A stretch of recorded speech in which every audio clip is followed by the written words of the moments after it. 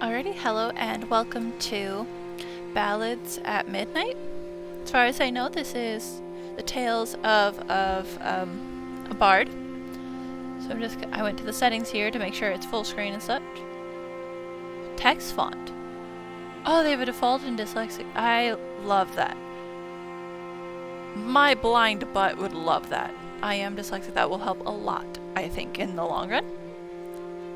Auto speed, change the speed of text in auto mode. I'm gonna slow it down because I really auto mode. I think I think I'll leave it a little lower because I don't want to be messed up. If anything, I can come back. Read text, unread text, fast forward condition. Okay, and then load. Okay, return. Ballads at Midnight. Just want to triple check. Alrighty. And so I have not played this yet. Again, this is some more free games that I found on Steam lately.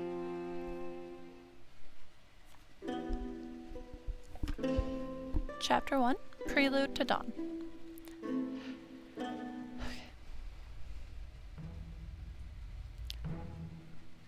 My wrists itch. Also, I will say I'm terrible at voices. You're not going to get great voices.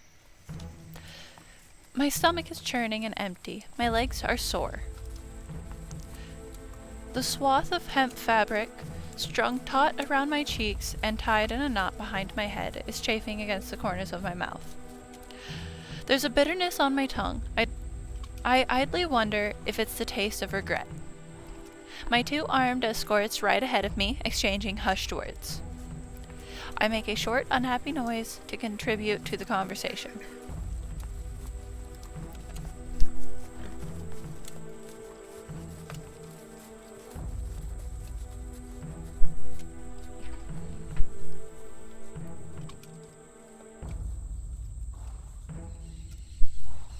Sir? Really? Are you? Shouldn't we stop and make camp before sundown, sir? The younger guardsman is jittery and demanding, with a stooped posture that reminds me of a rat. His round face is marred by pockmarks and worry lines. No need, we're making good time. The other guard, as old and large as a cavern wall, has a deep, crusty voice well suited to his frame. I once saw him struggle to fit through a door. The pockmarked guard glances toward the horizon line, gritting his teeth. But sir! Well enough. We will be rid of her today. Be rid of me? Like being rid of some piss-stained rug? How rude! What did I ever do to warrant such objectification? Feeling vexed, I continued to groan and yowl against the hemp between my teeth. I do apologize. It's inarticulate and far from the most graceful sound I've ever made, but I made it sound increasingly urgent. Noise and more noise. One of them pulls the reins on his horse, dismounting with a dull, armored clatter, like a rattling dish cabinet. It's the younger one. Good. He approaches me, muttering swears as he reaches back to yank the gag from my head. What, convict? What is it now? Ooh, yay, I got some storyline. Most people buy me a drink before they bring out the gag. Wink. You're all ingrates, you hear me? Low-browed, barbaric boneheads, the whole lot of you. Honestly, I'm gonna be sassy. It's a bard. Most people buy me a drink before they bring out the gag. Stab it! He hisses the words low under his breath. Through his ears glow a traitorous shed of tomato red. It wasn't funny the first time, and it won't be funny the next time. There won't even be a next time at this rate we're going. I give up on the voices, guys. I'm sorry. I can say it again pretty fast, I think. Gods, you really haven't learned your lesson. What is wrong with you? He almost sounds amazed. If my hands were untied, I'd twirl my wrist and do a curtsy. So instead, I... Sidle? That is not saddle. Don't know what that means. I think you mean slide? Something up to him, reaching out to brush my knuckles near his waistband. What's wrong with you? I'd wager you know exactly what's wrong. I was under the impression we'd moved past realistic sacrifice as a civilization. Oh, not realistic, ritualistic sacrifice as a civilization, you see. I thought we were better than all this.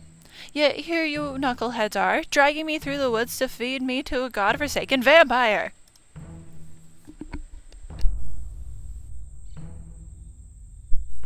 On the branch when I get close enough. The ensuing crack obscures the sound as I unsheath the dagger from his belt. I palm it under my sleeve in a quick motion, hoping my ruse goes unnoticed. The guard stumbles away from me. He draws his sword to keep me at bay, snarling. You keep away, you heretic. Don't come near me. I raise my bound wrist in front of my chest, widening my eyes to look appropriately frightened. And I still have his dagger. By the time he climbs back onto his horse, the older companion extends his arm and smacks the back of the young guardian's head. Idiot. Now we have to listen to her belly aching for the rest of the journey. Do we? The younger guard rubs his head, sounding defensive. She's caused nothing but trouble. Why not slit her throat and be done with it? Let the wildlife take care of the remains. Ah! The old guard hits him again. I'd find humor in his slapstick routine if they weren't discussing my imminent demise. Shush, boy. We carry Her Majesty's orders to the letter. You and I. No shortcuts. You know the severity of our laws. Underhanded practice will cost you your damn hands. The pockmarked guard hunches further at the shoulders. His eyes dart around like he wants to argue, but he begrudgingly clamps his mouth shut. I, on the other hand, have dodged penchant for making my observations known and am blessed with quick retorts. Or it just costs the fingers if you're lucky, I notice our wise old man here is missing a digit or two. I raise my restrained palms, wiggling my fingers. They glower balefully at me. I've seen actual battlefields, harlot. Do not liken me to your crooked, brawling ilk. I really was not expecting this kind of vocabulary, and I don't know why. Convict, heretic, and now harlot. Wonderful. I roll my eyes and wrinkle my nose at him. I'll bet anything that old man is lying. Illuvia hasn't waged any wars in the past half-century. Furthermore, he boasted to my jailers that he's been assigned to this post for the brunt of his service to the crown. But I know better than to push my luck with him. He's more prone to violence than the other guardsmen. I used to lag behind at the start of our journey, defiant and stubborn. The old one never hesitated to yank the rope around my wrists, lurching me right into brambles and sharp stones. Defying him, I learned, meant having scraped palms and knees at best. Our pace carefully slows when we cross over a mossy log and a series of thick, tangled roots. For the horse's sake, of course, rather than mine. I work my jaw in silence for a while, keeping a measured distance between them. My grip on the dagger is unwieldy and clumsy. Aiming it towards my bonds is trickier than I imagined. I flinch as the pointed tip jabs against my inner arm, but shoot the guards a winning smile when they turn to look at me. So, Gold Cursed Forest, eh? Did you volunteer to escort prisoners through the blighted brush, or was it, an inherited post? Father's father and such. The pockmarked guard scoffs and mimics my words under his breath. Nothing to fear in these old woods, lass, not if you're promptly armed. Nothing but bears and wolves. People steer clear because they fear what lies beyond. Surely you know that much. The men don't... Dame? I don't know what that means. Cat, stop eating my cord. Oh, nah. The men don't deign to tell me how they were assigned to their roles. None of my business, I suppose. An overhead canopy of leaves parts, allowing patches of sunlight to heat my scalp and cheek. The journey has been long and exhausting, but not altogether difficult. I've even considered it idyllic from its perpetual backdrop of birdsong and distantly running water. Any sense of leisure sinks and coils at the pit of my stomach as I realize the birds have gone silent and the sound of the water has risen to a dull roar. Before us is a murky disk of water, blemished green with algae, miles long, miles wide, and harrowingly uncertain depth.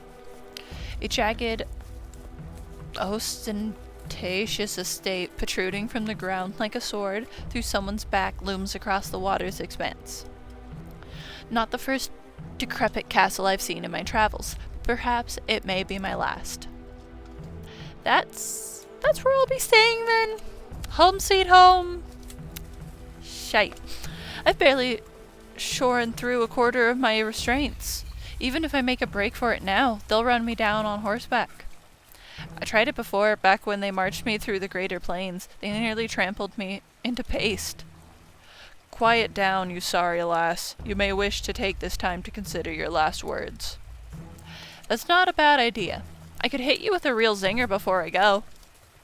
The old guard groans, mumbling a bitter prayer.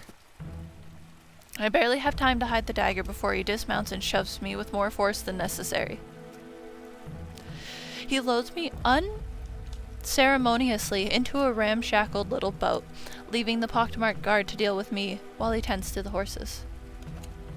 Ooh, it's a boat now. My breath catches when the remaining guard takes the seat opposite to me. His gawky movements nearly make the boat capsize before we've even left the shore. The boat cuts through algae like a knife. Over on dry land, the old guardsman takes a heavy seat in the grass as he watches the sun descend. It's a more serene view than he deserves. I take a deep breath and open my mouth to shout.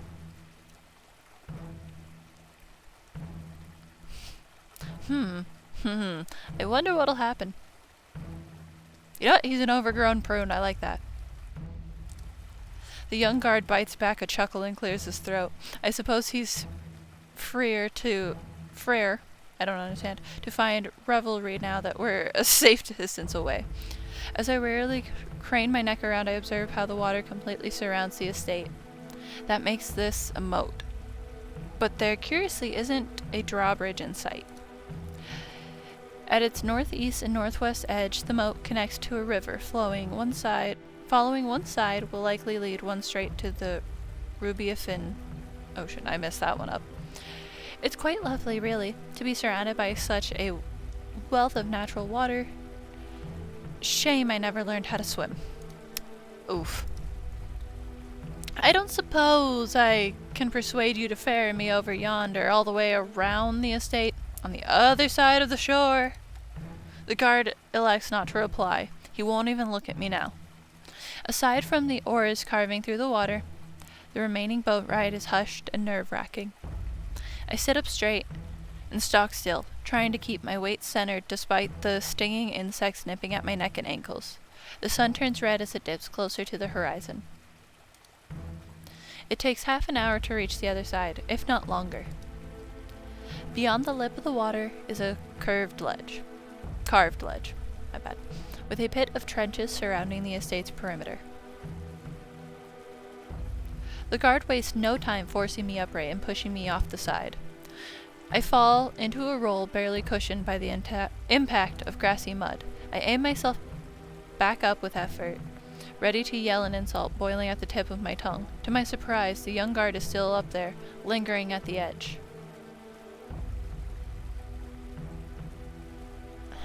Ooh. I could be angry or I could be sassy.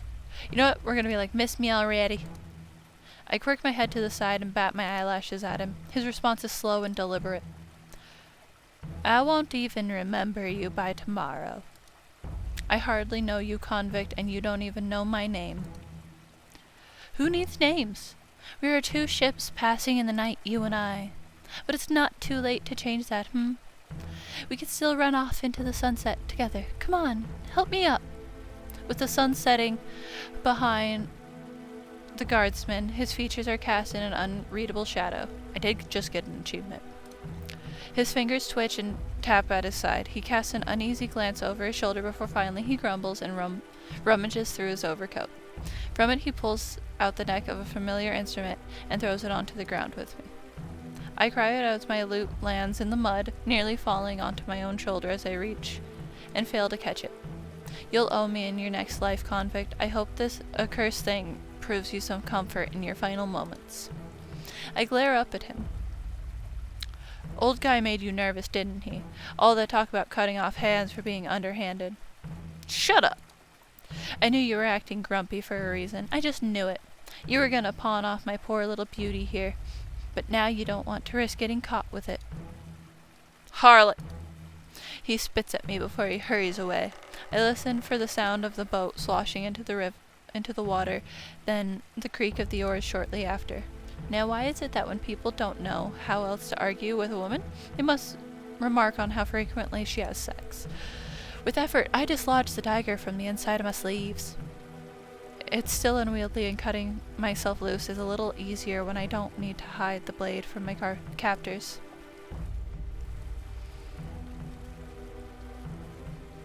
I pick up my lute, carefully wiping off the dirt and grime before I check and adjust its strings. A true bard. I holster it across my back where it belongs. It's thankfully intact, but I'm not sure I can say the same about myself. I know I need to come up with a plan. I need to explore and get familiar with my surroundings, seek out a hiding spot while there's still daylight. My entire body is aching. I won't get far if I push myself to move now. I check the inside of my clothes for the last of my possession, kept safe and hidden under the lining. I've never been more grateful to have learned invisible stitching.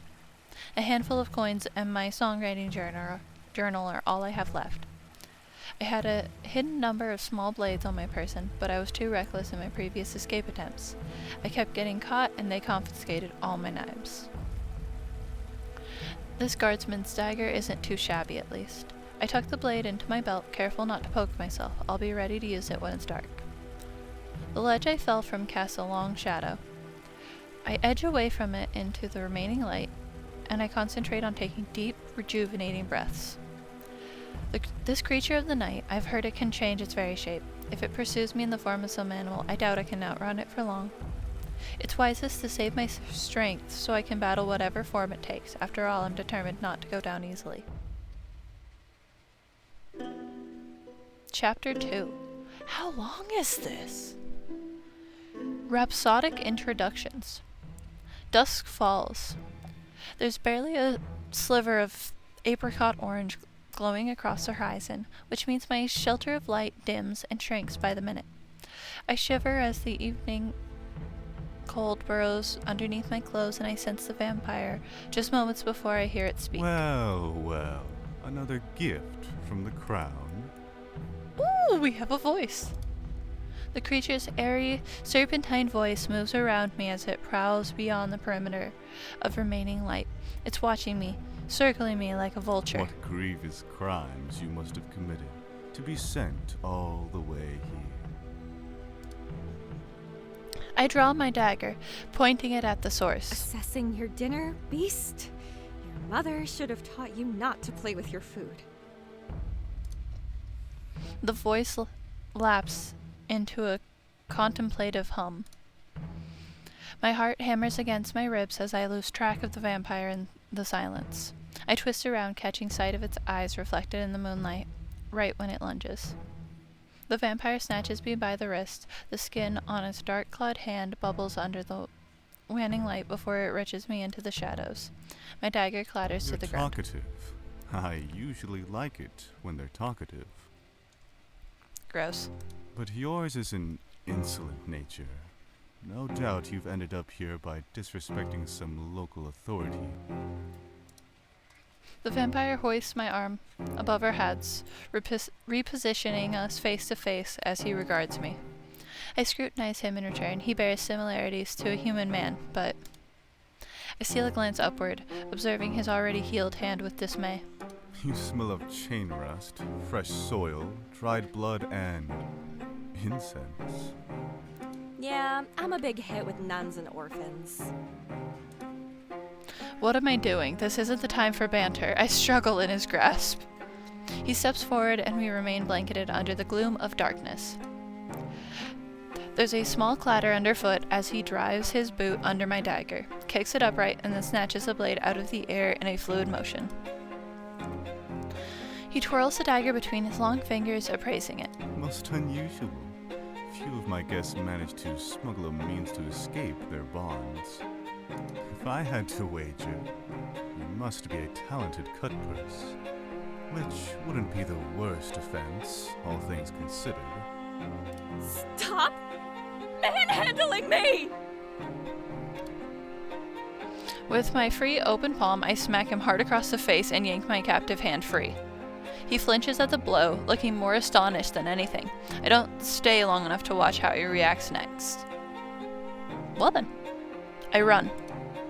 My lungs are heavy in my chest, and my body is screaming at me to catch my breath, but I can't stop now. There's nothing I can use in the courtyard. My only choice is to head into the estate and hope to find a means of escape. There's got to be a ladder or something I can use to scale that damned ledge. Then I just need to find something buoyant, like a wood panel or a door, something. I run down dizzying, identical hallways. Down several cavernous rooms, displacing dining chairs and overturning saloon and tables in my wake.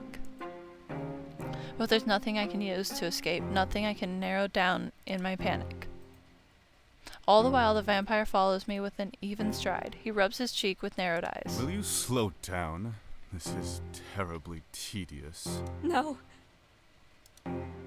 He hasn't changed his shape, but I know how quickly he can pounce if I let him near. I can't let him get close.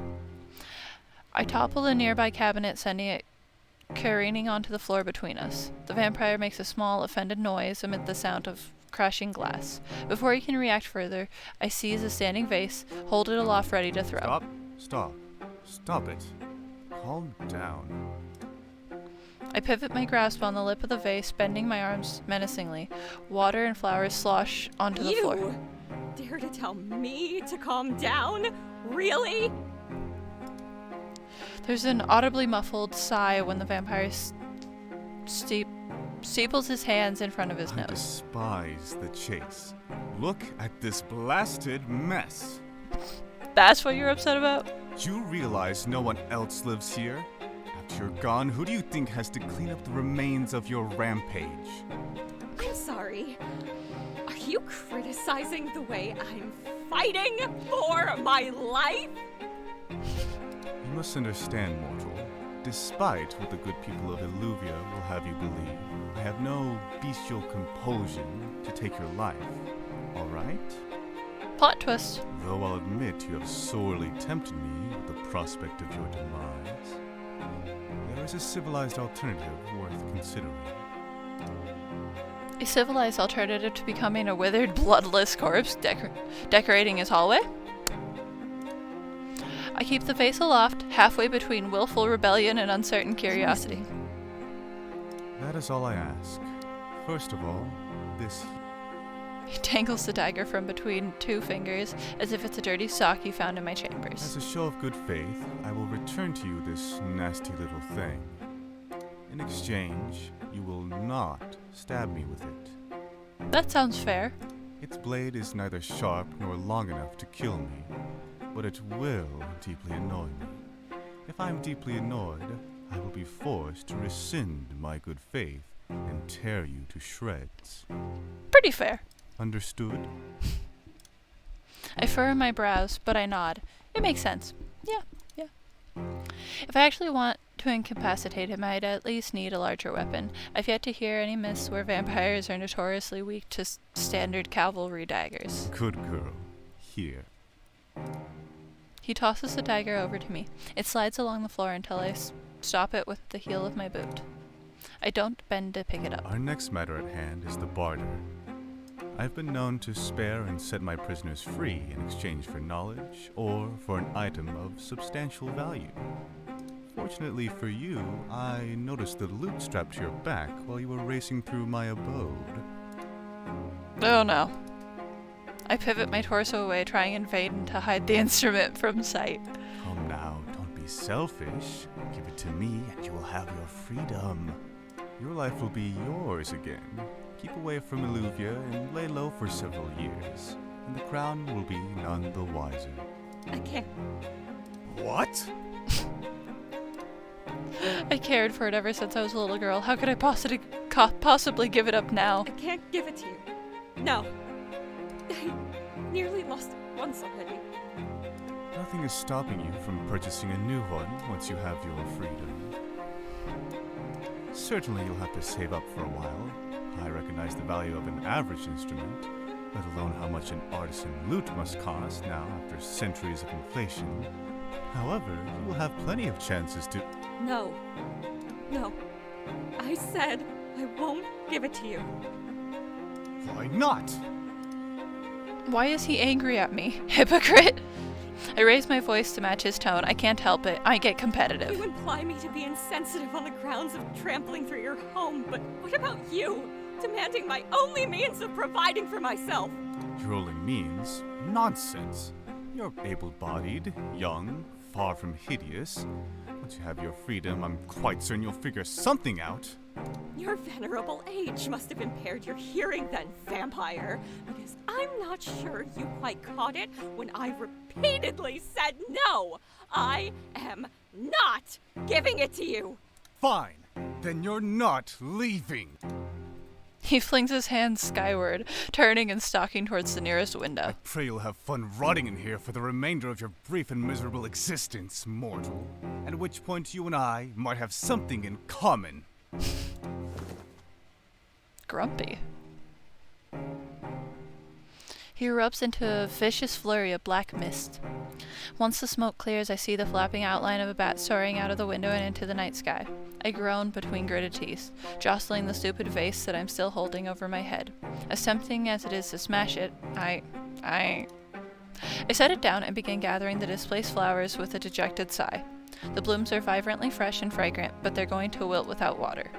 Gods, I just got into a screaming match with a vampire and upset him so much that he had to, I don't know, go take an angry nap? I'm still alive. I should really count this as a win, but I don't know. My chest is tight with apprehension. I wasn't supposed to annoy him. He said he'd rip me to shreds if I annoyed him. Damn it. Damn it. God damn it. What have I done? I should have offered to barter with something else. I doubt he'd be interested in the few coins I have, and I can't bear... My cat is in the way. Come here, baby. I doubt he'll be interested in the few coins I have, and I can't bear to part with my music. But he did mention an option to trade knowledge. Do you want to go, baby? My kitty wants to go. Even if he had centuries of experience, the world around us, surely there's an obscure nugget of wisdom I can impart. After all, I'd like to think that everyone I meet teaches me something new. I'll have some leverage if I can figure out what he already knows. And if I can't, then I will need to find something else to protect myself. The dagger will be of little use aside from cutting rope.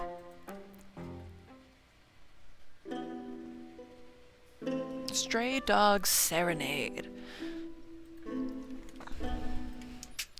Night seems never-ending as I creep through the estate. The vampire hasn't shown himself since our squabble earlier, though his absence does little to assure assuage my nerves.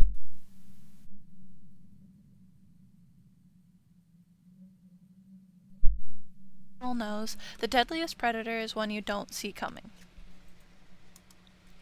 Exhaustion weighs against my eyes, but adrenaline keeps me on edge, pushing through my veins like a heavy drum.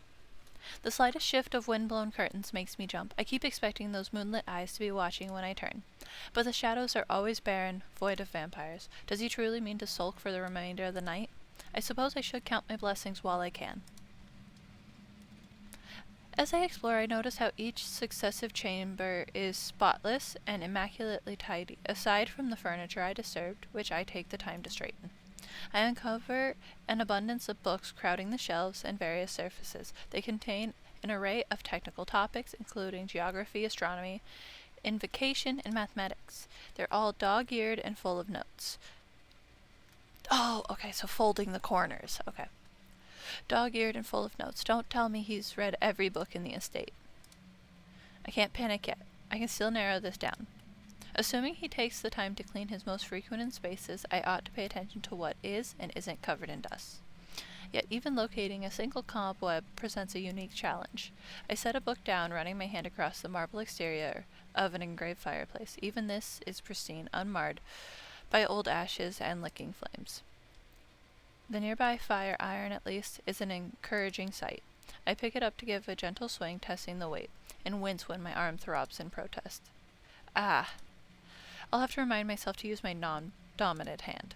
The fire iron has a dull tip that's unlikely to pierce skin, but a decisive strike should send anyone reeling, even an immortal creature of the night. Of course, pissing him off by whacking him in the head is the last resort. I'm more interested in jabbing the fire iron into the ledge outside and using it as a handhold to climb my way up. The idea may sound absurd, but it could work. I don't know until I try. Although, even if I successfully scale the ledge, I'd still have to defeat the moat somehow. My gaze wanders across the chamber. If someone is wealthy enough to build a castle, they usually enjoy surrounding themselves with larger-than-life portraits. One would think that I'd have found a big enough painting to pry off the wall and ride across the moat by now, but the decor is tragically modest. As I move... Wait, hold up, no, I can't keep... In what world is a painting gonna be able to float? Like, maybe it's made out of wood and they paint wood, but I thought it was canvas. Okay, moving on.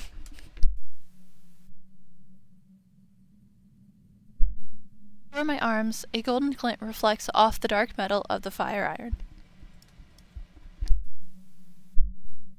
I pivot my shoulders with cautious hope. There, thin rays of dawn light gleam through the drawn curtains. My body practically moves on its own. I march to the window and wrench the curtains open wide. Warning daylight fills the chamber. I'd never been happier to see the sun, peeking over the mountains like an old friend. Though at the moment the curtains shift, a small beige shape moves with it across the floor. A rat? I hate rats. I've always been scared of them. When I hop away from the shape, I observe how it doesn't continue to move. I bend to inspect it, using the fire iron for support. It's just a furrowed scrap of parchment, brown and frail with age. Yet, it's an unusual sight considering how free of dirt and clutter the rest of the room is. Would you look at that? He's finally missed the spot. I suppose the vampire doesn't enjoy cleaning under the curtains, lest the sun sneaks up on him unawares. I turn the paper over, noting the smudge of charcoal rubbing off on my thumb. Part of a larger drawing? Maybe even one of those enormous portraits I'm sorely missing. I'm sure it's worthless, but no harm in holding on to it. Perhaps the vampire will appreciate my help tidying up. Oh, good timing. I try and fail to hold back a yawn that makes my entire body shudder. The bloom of sunlight fixed in the sky, though refreshing to see, although serves as a reminder of how much time has passed, of how little sleep I've gotten. There won't be a better time to get some rest. I look about the chamber one final time. To be surrounded by various furnishings is a mysterious sort of torture. Despite how all those nights of sleeping on the ground have left me yearning for the comfort of a cushion, I know I can't sleep here. The vampire needs only to close the curtains to accost me in my sleep. Back outside I go. The days are long this time of year. I'll have plenty of time to try climbing the ledge when I am awake. I grab a decorative pillow from the sofa. It's not much, but it will make my cobblestone bed a little bit more bearable. I retrace my steps through the estate and practically collapse onto the first ring of sunlight I find. I awake from a dreamless, restless slumber into the cold of evening, sitting up with a jolt. I scan the sky with mounting dismay. Sundown again, already. How could I have slept for so long? The clenching ache in my bones and blossoming bruises on my skin reveal the answer to my unspoken question. My stamina is spent. I won't be able to run the way I did yesterday. No. Dang it. It feels like the very shadows are reaching for me, stretching across the ground like long claws. And speaking of claws, from the shadows nearby, the vampire looks down at me with flat displeasure. My fingers curl instinctively around the fire iron. Oh, he's not talking this time? You're still here, on the ground no less. Where else would I be? Why, I figured you would have climbed onto the roof, run some mental calculus to determine the best angle of approach, and then leapt into the moat to swim to freedom. A beat passes as I stare at him. Yes, that would be very practical, but anyone who tries it would surely splatter against the rocky ledge below. Perhaps, and even if they made it to the water, they would discover the alligators in the moat. Alligators? Really? No. What the hell?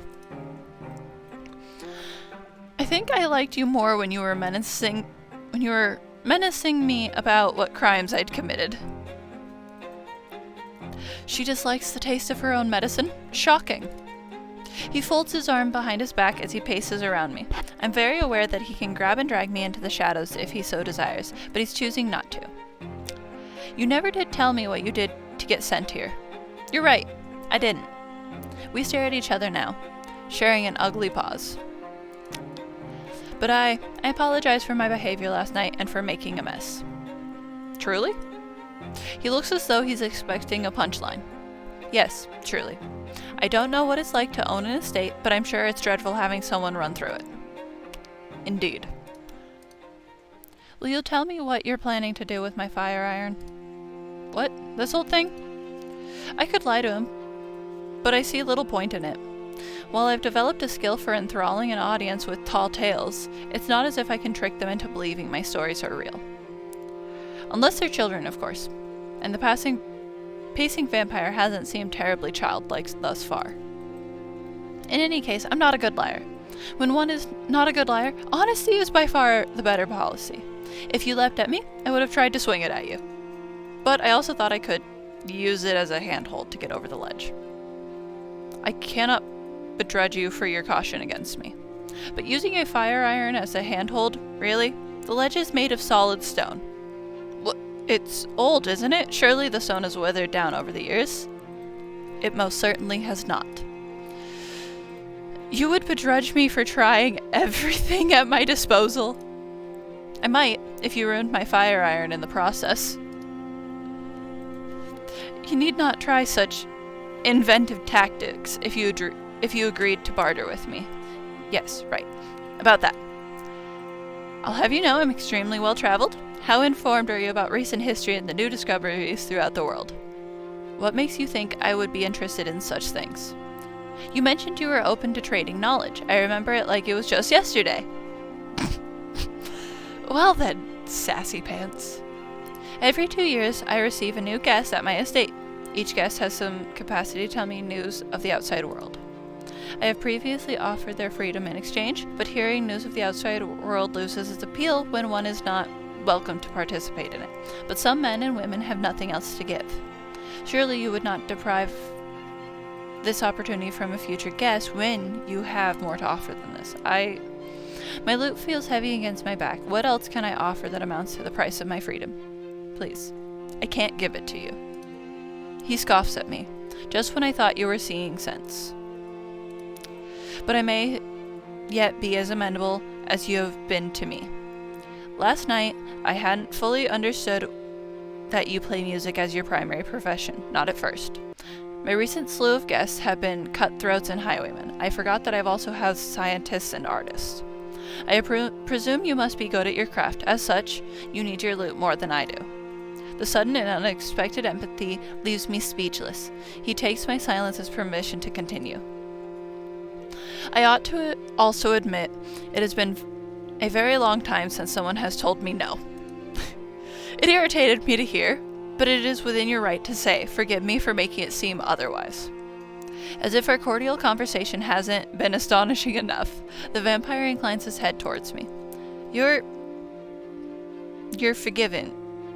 but wouldn't everyone have fought you in the bitter end? I imagine there must have been several no's sprinkled in there. He chuckles wryly. When promptly bound and restrained, one's capacity to fight to the bitter end is quite limited. I expect this lends itself to making my guests more amenable in negotiation and to giving me anything I should desire. Oh, he really wasn't expecting me to break free from my bonds. Enough of this matter. I propose we approach this from a new angle. What do you want, mortal? If freedom has no strong appeal for you, perhaps you'd be more interested in power and immortality? I don't miss the satire way he says that last word. No, I'm fairly sure I do want freedom. I can't imagine what price I'd have to pay for the other two. My stomach growls. But I could deal with some food. Food. Even if I get out of here, the nearest village is miles away. I won't get far on an empty stomach. You would ask a vampire to feed you. A marvelously modest start to our negotiative relationship. Your empty stomach shall be filled. I should have a surplus of blood lying around here somewhere. Oh, I'm joking. I'm not so old that I've forgotten what mortals eat. Come with me. He begins to lead the way. I struggle to my feet, but have enough difficulty steadying myself that he pauses and turns to observe me. I end up using the fire iron to help me maintain my balance. It's like a metal walking stick. You look pitiful. I'm sure my apologies for not being the picture of grace after a 9-day hike with slave-driving guardsmen. Now, where exactly do you plan on taking me? The vampire is kind enough to slow his pace and walk with me in parallel tandem, though he stays in the shadows and I in the waning light. You are astoundingly paranoid. I'm taking you somewhere I can feed you like we agreed. You mean to feed on me, don't you? No. He says it with such disgust that I gape at him, taken aback. Oh, don't even begin to act offended. Have you looked at yourself? Filthy, dragged through prison cells and mud. Your taste most certainly will be foul. I bite back a retort, but how am I supposed to taste? More importantly, you're really not going to kill and eat me, ever? Covered in muck as you are, I have no desire to touch you. You doubt me? I don't know, it sounds like you'll attack me the moment I'm clean, and I can't get a read on you. Maybe it's your fetish to lure your victim into a false sense of security. How easily you remark on a stranger's fetishes. I had my suspicions that you were a traveler, but I'm certain now you could not have been raised in La Villa. Ah, yes, beautiful Illuvia. There we go, sorry guys. Kingdom of ungrateful prudes. They don't appreciate me here at all. I am quite certain they don't. You may have a seat and wait here, though I can't guarantee the chairs won't bite. Very funny. He smirks a little at that, though he turns as if to hide it. The kitchen is nearby. I won't be long. I caught a glimpse of the kitchen during my exploration last night. I noticed it was stocked with well-loved pans and utensils, but I never imagined that he meant to use them with any frequency. I expect you'll stay put, woefully wounded as you are. If you wander off and I can't find you, I'll have to deposit your meal into the moat. Ah, very well. I will tame my adventurous spirit for the time being. Wouldn't want your imaginary alligators to be fed in my place. You're catching on. Good girl. I don't like it. Just let them talk for me.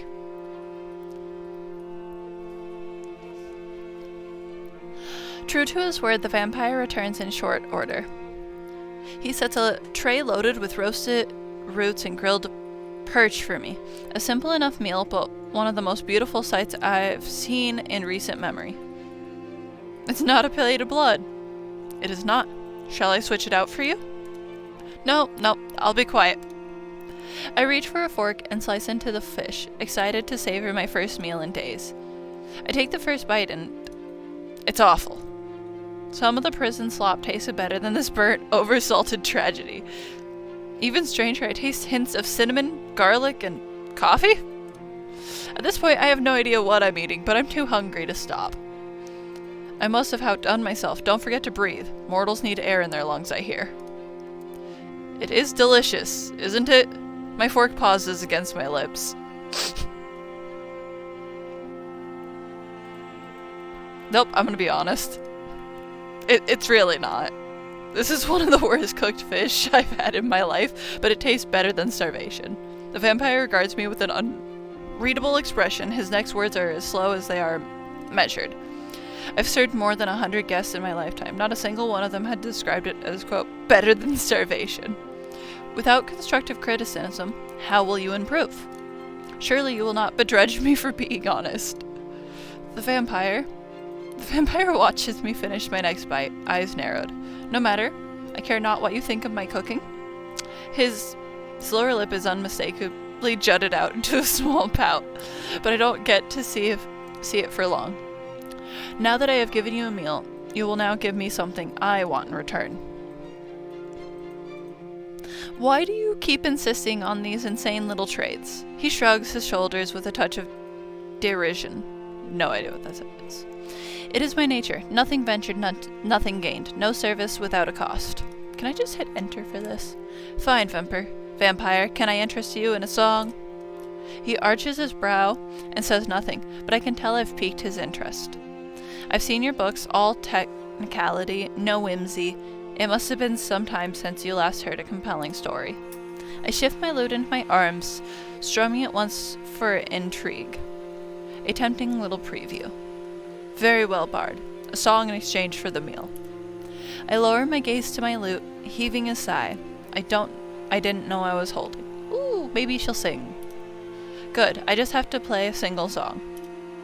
It's a simple request, one I've fulfilled thousands of times over several dozen taverns, but the thrill of anticipation is making my fingers jitter. Just yesterday I was grimly certain that I would never perform again. Now I'm performing for the vampire who was supposed to tear me to shreds. I trace a fingernail over a single string. Then I pluck each string sequentially, testing and tuning in turn.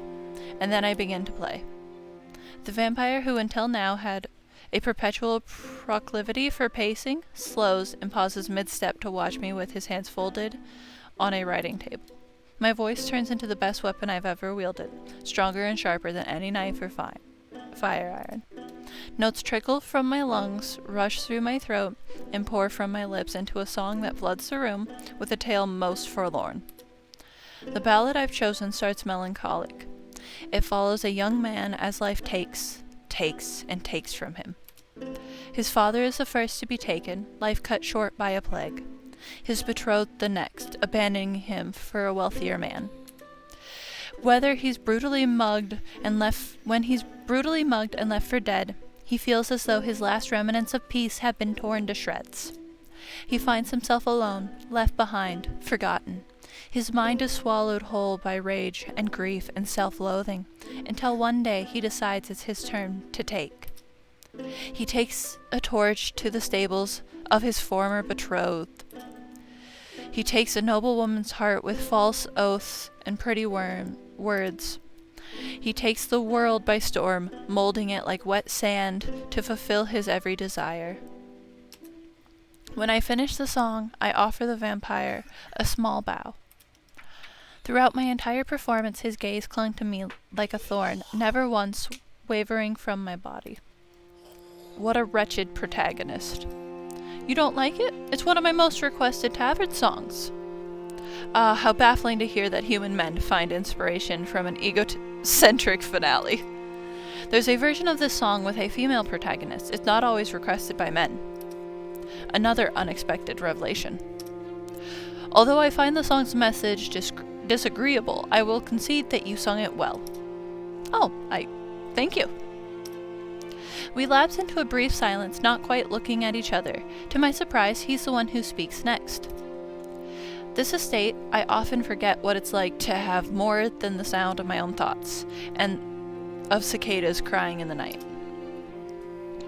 With nothing to interrupt the passage of immortality, silence can be maddening. How much do you earn at these taverns of yours? How many songs did it take for you to afford an instrument of that quality? How many songs? I've never thought of it that way. It doesn't really work like that. I looked down at my lute, running my fingers over its surface.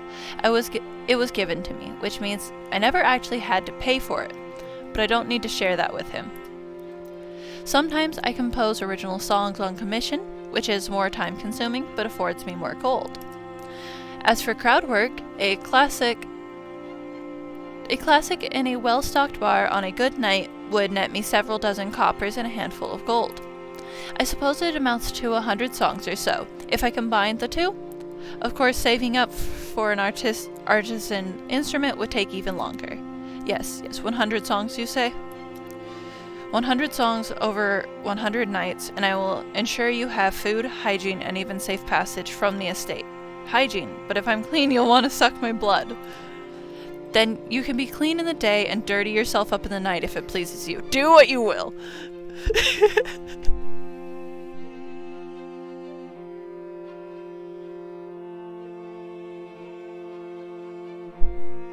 To laugh, that was a little too hilarious. His words hang in the air between us like a haze. Despite the numerous opportunities he'd had to haunt me, he hadn't laid a hand on me all night. If my safety really is guaranteed, it's a tempting deal to take. Besides, it's not like I have many other options. Just some songs and you'll let me go? You won't try to steal my loot while I sleep? You take me for a common thief? How dare you? Such an appalling accusation when you can clearly see I still have all my fingers. The vampire raises his hand for me to see. The familiarity of the gesture is uncanny. It seems to me that a powerful vampire like you can recover from serious wounds in an instant. You could once have been amputated at the elbow for all we know. And speaking of vampires, I seem to recall a legend that suggests your kind can't cross running water, which means you can't leave the estate either, can you? I'm curious to know what crime you committed to be sent here. Enough. I await your song for tomorrow. Probably just existing was his crime, honestly. He stands to leave. Ooh. I hope you see me in your nightmares. I like this one. Good night, sweet prince. Don't let the bed bugs bite. Yes. You realize I'm not going to sleep. I just no longer wish to be in your company. Then I hope the bed bugs do bite you. Keep speaking that way and there may be more biting than you bargained for, mortal. I clamp my mouth shut. He strides to the nearest window. I guess he just flutters off into the night. Like before, he erupts in mist and takes off into the night in the shape of a bat. But this time, he's left me with a half-finished plate of unsauced fish. Chapter 4. I have no idea how long this is. Holy nugget. I thought this would be quick. Harmonic conversations. Do what you will, the vampire said. I was reluctant to believe it when he gave me free roam of the estate, but he since made no move to impede me. I was allowed to wander wherever I pleased. I discovered little of note, just more books, and the continued absence of dust, nothing more suspicious than the errant scrap of paper from my first night. Despite my best efforts to distrust him, the vampire only appears to feed me some disgusting fish and claim his song. He stays long enough to make wry commentary sometimes and small talk other times, but in physical proximity he's given me a wide berth. Song, proof, song, proof. He's polite enough, I suppose, and utterly uninterested in causing me harm. That was enough to move me from a cobblestone bed to a cushioned one. The days soon blend together like the colors of a sunset. Other than my fading bruises and brief performances, there's little to mark the passage of time. The monotony of a routine sways my feelings of weariness into restless puzzling. Questions swarm my mind like locusts, and my aimless wandering doesn't yield enough fruit to feed them. No Stockholm Syndrome, no. I'd like to sate my burning curiosity by interviewing my vampire, but I'm not sure how to approach him when he vanishes after my song's final notes. Besides, I still have every reason to sleep with the fire iron wedged under the door handle. Every so often, I'm startled awake by blood-curdling screams. I ventured out from my room more than once, fire iron in hand and my dagger in the other. I tracked the noises up the many flights of stairs, worried I would stumble upon the vampire feasting an unlucky traveler who washed up in the river. Then I would stand at the foot of his coffin for a time, waiting to hear signs of a struggle, waiting to see pools of blood oozing across the floor. But I was always met with an eerie, unmoving silence. I went back to sleep with my bed pushed against the door each time, determined to keep out whoever or whatever was making those horrible sounds. Bro probably has nightmares. Although I'm sure I would have run into them by now if anyone else was living in this state. One can never be too careful. Still, as harrowing as those noises have been, sleeping in an actual bed is incredible. I'm starting to feel pampered. The food still leaves much to be desired, but I have pillows, blankets, and the softest pelt carpet on my floor. A creepy estate is indubitably better than camping with stinky, surly guardsmen and sleeping on the ground. It's a hassle to shove my bed to and from the door, but I think it's a small price to pay. Brisk, invigorating air fills my lungs as I step into the courtyard. A shiver scuttles across my spine as I settle into dewy grass. I position my songwriting journal in my lap, having recently freed it from my clothes with some careful incisions. I always get lost in thought when I turn its pages. The act of deciding on a song makes my heart swell with calm contentment. After choosing one of my older pieces, a spirited melody I wrote when I was younger, I wrap my lute over my shoulder and begin to practice. My performances occurred in crowded areas. Before I came here, I had to compete with the clamor of moving people, from passerby to meanie drunks. I'm just going to say that because I don't know the word. Here in the grass, I find myself not needing to fight for coin or attention. I can focus on my music, and nature itself is my ensemble. I sing softly, timing my rhythm with the shifting trees, the gurgles of the moat. Can I just say, this soundtrack is just amazing. I like to imagine my notes, quiet though they are, carrying far into the forest, reverberating down the mountains. Performing without an audience? My pulse quickens, startled by the sudden voice. My fingers slip. The next drum is discordantly off-key. I squint skywards, trying to make out shapes in the darkness. Reclined across a brick parapet overhead, the vampire stares down at me with his usual flat expression. I slam my journal shut and hide it behind my back. Did you mean to sneak up on me? You'll have to try harder than that if you want to catch me off guard. In an easy, soundless motion, the vampire drops to the ground like a falling feather. He saunters toward me, eyes glimmering like diamonds in the dark. I can assure you that if I were to try harder at such a thing, you would not wish to be the recipient of my attention. And I'll have you know that I was here first. Then I suppose I've disturbed you. I didn't mind.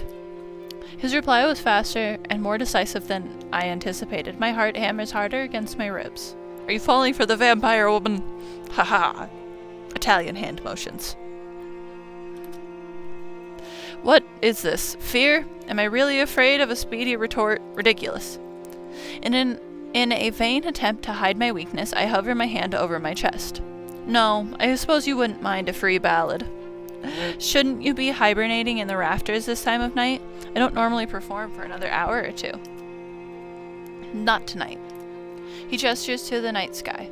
The moon above us looks swollen, rounder, larger than I remember ever seeing it. Even so, it is a mere full moon, really so impressive. I part my lips to express my thoughts when a warm shadow inches across the moon's... A warm shadow? Okay. Inches across the moon's surface, spreading from its left side like a cocoon around a caterpillar.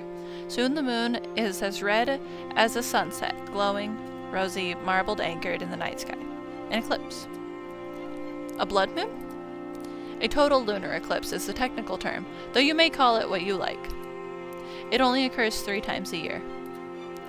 The people of Illuvia insist that a blood moon is a bad omen, and seeing one during my travels was a foreboding sight.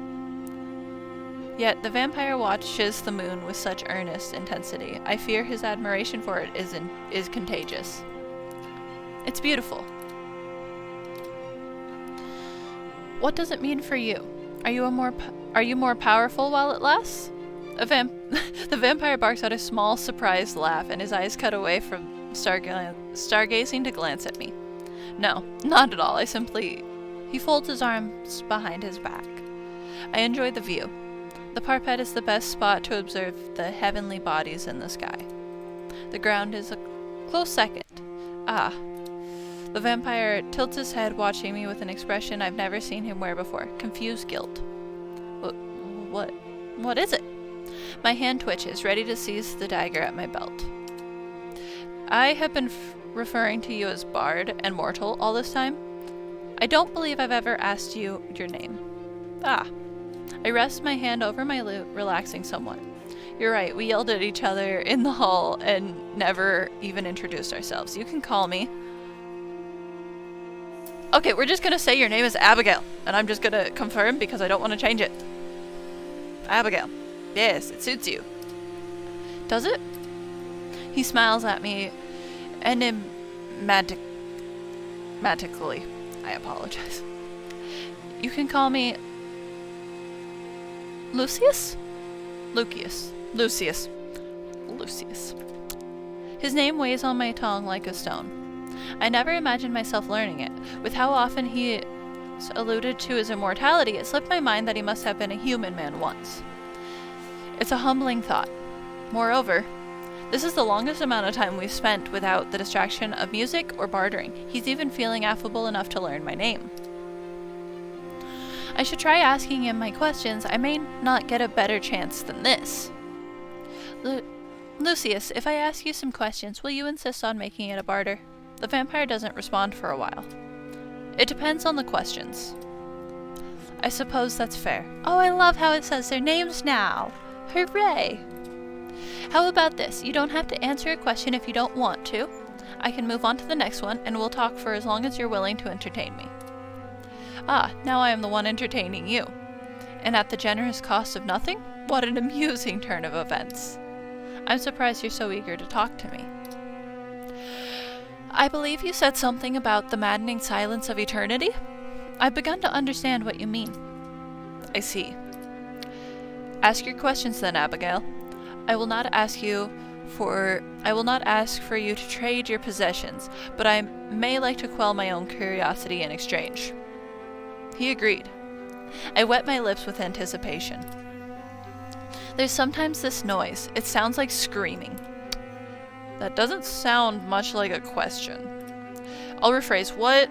The source of the noise will not hurt you. It is now your turn to answer my question. That is fair. The haste with which Lucius changes the topic is unexpected, but not altogether unwelcome. He did sate my curiosity to a degree. Tell me something. As a bard, what do you know of the stars? A simple question that leads to a comprehensive answer. Wise play. I observed the pinpricks of light above us, winking in and out of the mauve cover of light. I don't remember the last time I relaxed enough to admire them. Before my arrival here, looking at the stars meant I wasn't looking over my shoulder. I needed to watch my own back, keep myself safe and alive. Though I sang of beauty and adventure, it seemed pointless to actually indulge in such things. I was far more focused on where I could lay my head or earn my next coin. How strange to be able to indulge in stargazing now with the vampires standing nearby. Also, if you haven't figured it out, if it doesn't say your name in here, then it's not out loud, it's just internal dialogue. I trace different patterns in the sky, moving with practice ease between each dot. The horned serpent always points north. Even as its body shifts, its tail will tell you where you've been and where you must go. Ah yes, the horned serpent. Anything else? It's harder to navigate using the others, but I know a few stories. The box-shaped cluster is the treasure trove of the goddess Milandriel. Supposedly it contains every possession humans have lost throughout their lives, and I draw my finger between the 7 brightest stars in the sky. That's the first king's crown.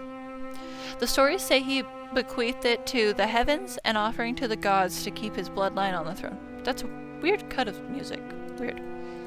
It's actually funny. Illuvia hasn't had a king in centuries, and it most certainly isn't his bloodline anymore. It seems the god played a nasty trick on him, Lucius chuckles. It is such a low and abrupt sound that I lose my train of thought. They may have indeed. Abigail, I may yet know a story that you do not know. Shall I share it with you? I arch my eyebrow at that.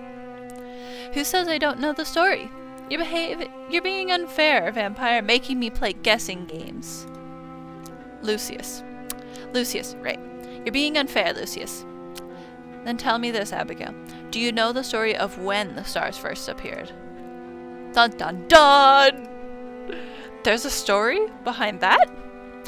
Aside from the idea that each one was placed in the sky by the gods, I suppose I don't know this one after all. I knew it. Oh, don't gloat. Are you going to share the story with me or not? He lets out another low chuckle before he deigns to continue. I suppose no one knows for certain how the stars were created, but one of my guests shared with me a tale from his homeland.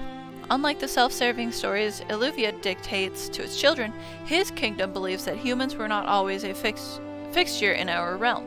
He believes that once, a very long time ago, the world existed in an endless night, a quiet, pitch-black quilt of eternity unbroken by castle spires and bonfire smoke. When humans began roaming the earth, they would hold their newborns up to the sky to see the divine darkness. The stars above them, dotting the skies in this peacefully lonely world, were believed to befriend these infants and provide protection. The stars were there when we first arrived, and they will perish long before we are gone. That is what he believed. Thus, watching the night sky is when we are closest to glimpsing what it was like at the beginning of the world, and what it will be at its end.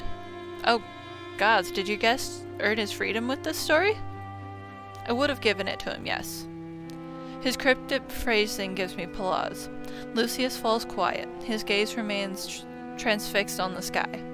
Meanwhile, I'm having trouble tearing my eyes from him, and from the melancholic air he wears like a heavy cloak. I don't know how I ever could have missed it before, because I think that sadness has always been there. The more time I spend here, the harder it becomes to see him as the monster Illuvia led me to believe he was. Perhaps that's what makes him dangerous, or perhaps... I shiver again, rubbing my arms as the breeze whisks through my hair and clothes. But go back. Lucius turns promptly away from the sky, clicking his tongue at me. If you are cold, head inside. It will be challenging to play a lute with icicles for fingers. No, I'd like to stay out here a little longer. Monsters aren't supposed to watch the sky and tell you stories about where the stars came from.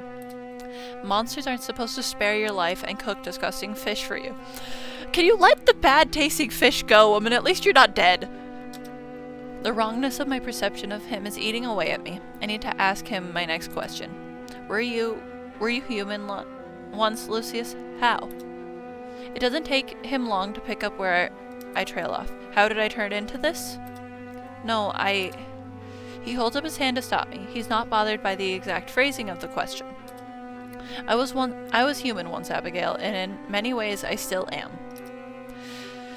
You're well aware of the standard method of vampiric infection, I'm sure. Be bitten by one, mix their blood with your own, then there's usually some manner of death or near-death experience, but then voila, you're a ravenous immortal of the night. But I suspect you're also aware that I was not created in the same way as others have been. I'm quite alive rather than undead, and I have no sire or coven to compel my allegiance. I was not aware of all that, but from his subtext, I gather that the blood-curdling screams aren't coming from another vampire. Good to know. Additionally, I hope you've noticed I have not lost my mortality to bloodlust. It was your most likable trait during our wayward first meeting. Good. He catches himself as if he didn't mean to agree with me before he shakes it off. Just as humans have notable differences, not all vampires are the same. But the people of Illuvia are keenly familiar with the ferocity of vampire spawn, who routinely raid their homes and eat their children. I do not blame Illuvians for believing the worst of me by proxy, though I do find an occasional amusement in the things they say. Tell me, Abigail, what tales are the good people spinning about me these days? Or better yet, have you any theories of your own? Theories of my own? I don't think so. I've heard bits and pieces of vampire lore, but I've never felt the need to speculate. I'd never seen a vampire before I met Lucius. There are all sorts of legends about you, but some were more akin to tall tales. People refer to you as a sort of ominous presence or natural disaster. As for how you were created? As you say, one of the guardsmen who captured me, he believed you stole from the gods. Did I? I'm impressed with myself. How did I manage such a feat? I love when people make rumors and they're just hilarious. They said you broke into the church's wine cellar and drank your fill. As punishment, the gods cursed you with a ferocious appetite for the blood of your own people. I've said before that I'm not a thief, but overindulging in wine does sound like something I'd do. I've always had a fondness for reds. Any other thoughts?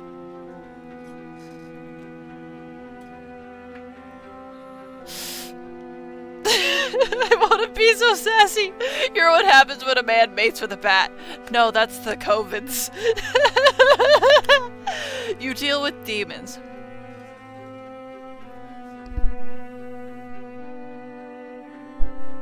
Really don't know. I kinda like that one. What's your face? You don't make a good face either way, but vampires are... I want to see what happens when I click this one. You're what happens when a man mates with a bat. I beg your pardon. Okay, this wasn't specifically about you. It's just something I overheard in a tavern. But since you do turn into a bat, I thought the idea had some merit. They were talking about how vampires are born after a man, you know, implying my poor late father took common animals to bed. He will be rolling in his grave tonight. But perhaps you're not far off from the truth. My mother had her bestial moments.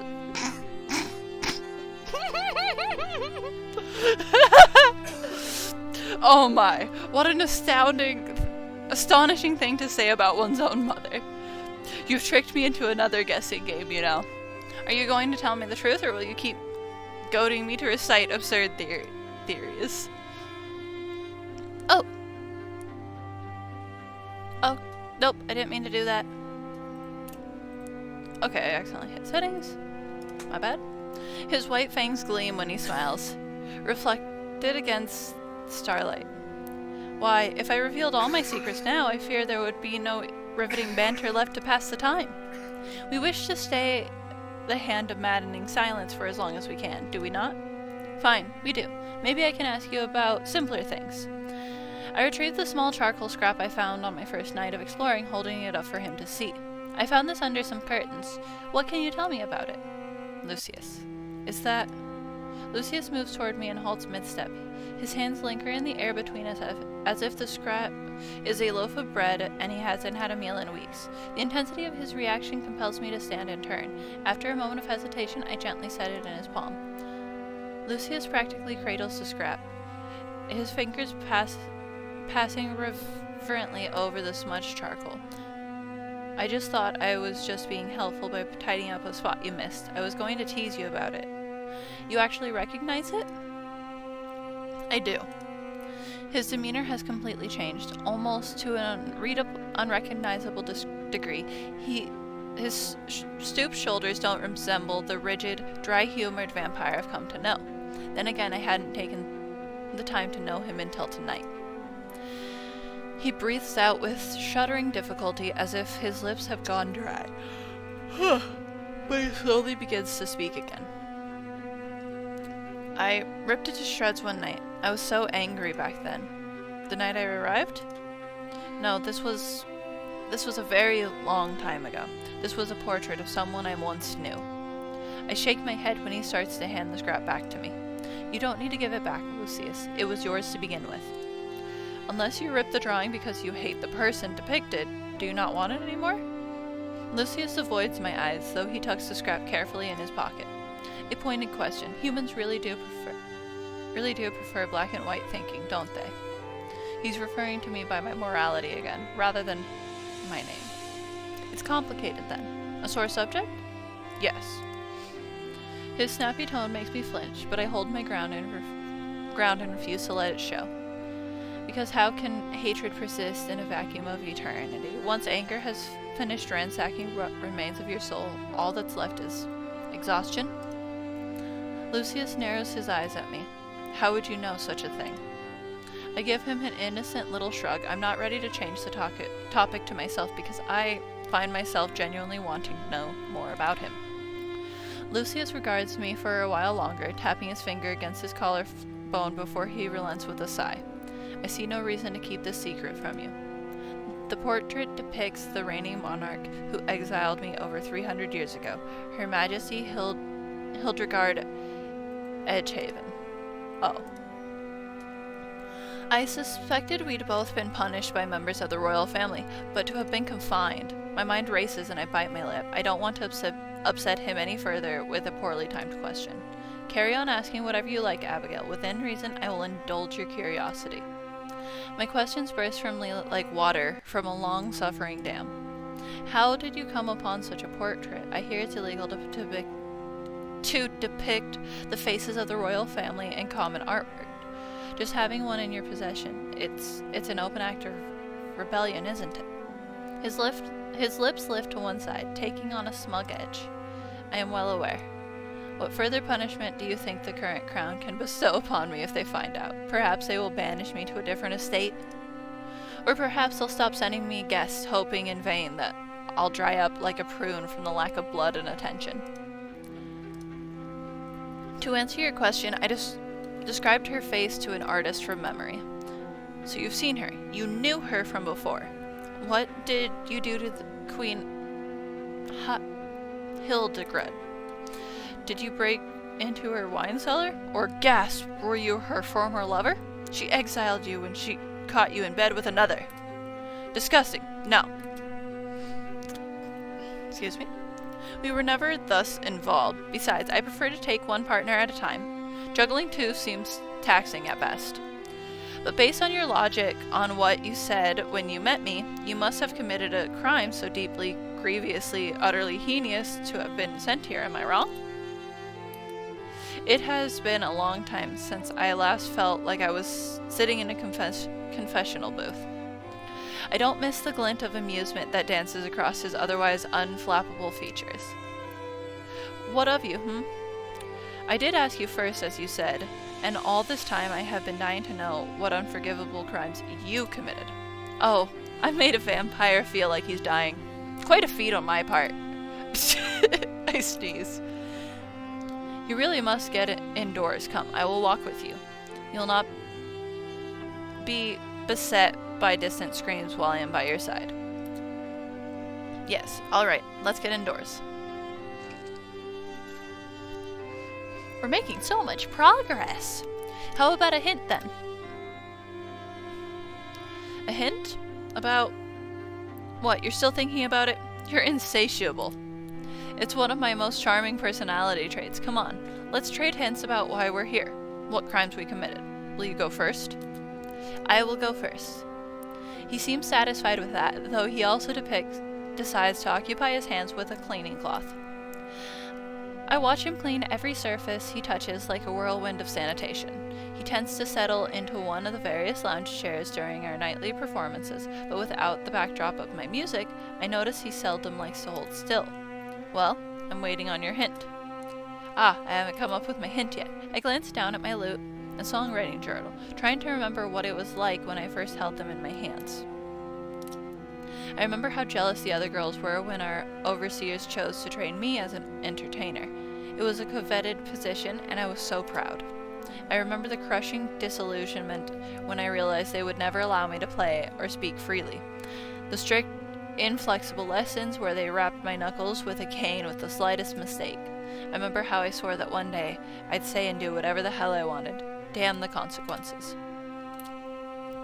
You already know that I have a dogged penchant of speaking my mind, Lucius. I grew up in a stifled home, where this attitude was deeply discouraged. Once I broke free of them, I I didn't want to hold myself back. I was drawn to everything I couldn't do while I was growing up. I wanted to see the world, and I did. There are times I've been restless, relentless, unreasonable, and careless, all in the name of acting freely. It's gotten me into trouble more than once. Being sent here is the latest in a long line of consequences I've brought upon myself. I see. You grew up among people who wanted to break your spirit and punished you when you did not bend. The stifled home you describe sounds a lot like an Alluvian one. You'd have much in common with the children here. More than you know. I bite the inside of my cheek, taking a moment to weigh my options. As far as I can tell, he has been honest with me. Should I not be honest with him in turn? Lucius, I'm from here. I'm from Alluviana. What? So, you do know of Alluviana's beliefs and customs, yet the way you act and carry yourself, is it in spite of them? It seems we are both rather insolent, you and I, though they should have given you credit for turning out as entertaining as you did. I don't act this way to spite them, not intentionally. I ran away at a young age and haven't returned in years. I suppose I've shed what little Alluvian manners I had. But if you left to see the world, why in heaven did you come back? Don't you now owe me a hint? A hint. He echoes me, folding his arms in front of his chest. He finally ceased cleaning, or perhaps ran out of things to clean, and has settled into his usual velvet chaise. It's a chair. A hint about what I did to end up here. Lucius aims his face at the ceiling, as if he could see the stars through it if he stared hard enough. I don't think I did anything wrong, Abigail. You don't? After I made myself vulnerable, told him where I'm from, and detailed the shortcomings of my personality, the nerve. What does that even mean? You don't think you did anything wrong. Does that qualify as a hint? That doesn't... I falter as I notice that Lucius isn't arguing with me or even looking my way. Will you play me the song you were practicing outside, Abigail? I fear we do not have all the time in the world. I will be forced to return to my coffin before long. Forced, you say, as if you can't sleep in a bed with the curtains drawn. I would if I could. I dearly miss sleeping in a bed. Wait, you actually can't sleep in a bed? Why not? Questions. Despite his griping, Lucius does not leave me in suspense. Vampires are prone to compulsions. Universally, they cannot enter one's home without an invitation, and they cannot set foot across running water. I hear some vampires are even compelled to count spilled seed and grain, or count the holes in a fishing net. I have an additional compulsion. A curse, courtesy of Her Majesty Hildegard Edgehaven. I hate this name. When she had me exiled, she also used sorcery to bind me to a coffin. I cannot stray far from it, lest my insides twist upon themselves, strangling me from within. The first night I resisted the coffin's call and slept in a separate chamber, I awoke vomiting blood.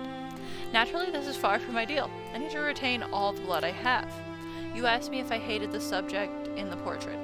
While it is true that my anger has faded into exhaustion, I still find her abominable. She knew how I despised tight spaces. Oh God, that's terrible. Terrible enough for us to move on to your nightly performance. The begging. That's probably his screaming. He's claustrophobic and shoved into a freaking coffin. Bro is freaking out. Yes, of course, forgive me. I clear my throat, brushing my fingers over my neck. What are you doing now? Is that where you'd like me to bite you? I yank my hand away from my neck as if I touched a hot pan. Lucius! I jest. If I bit you there, you would die from blood loss. Though I would bite you if you'd asked it of me. Are you certain that you're not interested in eternal life? You keep talking like a man who no longer wants to hear a song. Lucius raised his hand in surrender, though I catch sight of his shoulders still quaking with amusement. I think he just likes you. Chapter 5. Rhythm and Rain. How many chapters are there? Hold on. I will be doing something. I have gotten 2 achievements so far. Okay. The heavens are generous with rain this year. Within a fortnight of my stay, black clouds had begun blotting out the moon. A few days later, we were neck deep in Iluviana's rainfall season. At first I was nervous that the moat would overflow and flood the estate, but the weather was wickedly fickle. The rain frequently stopped and began anew like a broken music box. Nonetheless, the ground outside was perpetually muddy. I spent a lot of time indoors. I was reluctant to soil the only boots I owned, and Lucius gave me hell whenever I left dirty footprints in the halls. Tonight a thick fog hangs like curtain outside. The windows shake and rattle, strained against the storm. Because I'm disinclined to set foot in violently dreary weather, I decide this is an optimal opportunity to write some new songs. Sorry for the stuttering, I'm trying, guys. This is way more reading than I thought. I was surprised to find a number of brushes, parchment, and writing quilts stowed away in a cupboard, and even more surprised to find an inkwell that hadn't dried out. I recall how the vampire told me he housed an artist once, and tried to picture whether said artist could have single-handedly smuggled in all these materials. He must have been much sneakier than me, or had a lot more pockets. If I were him, I would have prioritized smuggling some food and weapons instead of art supplies, but I should be grateful to him in any case. I had made myself a bowl of soup, boiled turnip and mushroom, so I could write without being interrupted by hunger. Lucius's disgusting fish can only tide me over for so long. While I never had much interest in cooking and often survived on trail rations in the past, I do know how to feed myself in a pinch. Although my soup is only palatable due to some dried herbs I scrounged from a near empty pantry. Hold on. Okay.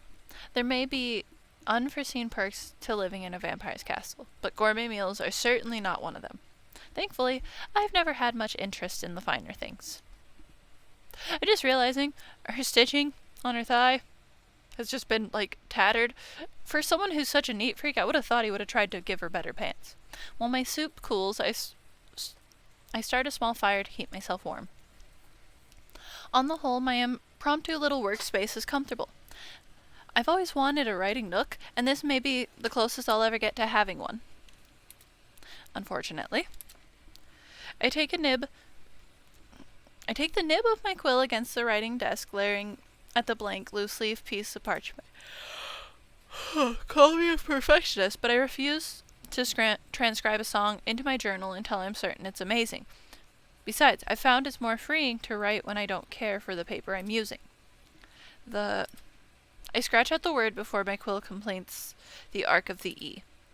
I have everything I need to write, don't I? But now that I'm sitting down to do it, my head feels as foggy as the weather outside. Maybe I'm being too hard on myself. Let's try this again. There once was an old farmer who... The weight of each word feels hackneyed and rotten, like old apples. I feel like I'm choking on them. I flip the parchment over, feeling miserable with contempt. Stupid blank page. Before long, I find myself leafing backwards through my journal. It doesn't contain much of my original work, honestly. To survive as a traveling bard, I've had to memorize and rewrite songs that were already popular, already known. Original work, I quickly learned, was not often well received in an unruly tavern. I've been booed and had tomatoes thrown at me, and I have even gotten into brawls because someone wanted to hear a song I didn't know how to play. So I had to learn, had to adapt. I had to make it work. At times, I've even stolen promising lyrics from my peers and rivals. I hated doing it, but I did it anyways. And all for what? Freedom? Coin? Glory? Gods, with so much time to think, I can't help wondering if the life I've led has been one worth living. The vampire was right about the maddening silence. It must be well past midnight. Lucius should be here any minute now. I realized then that while thoughts of his arrival used to fill me with dread, I've recently looked forward to seeing him. We've been surprising each other with how easily the conversations came, how willing we were to talk. I often find myself trying to stay awake to finish a thought, only to be shooed to bed the moment he catches me yawning. As much as it pains me, I just can't get the hang of the night cycles. I've tried, because being in his company is far more preferable than being stuck with my own. This leaves me cherishing the few hours we have together each night.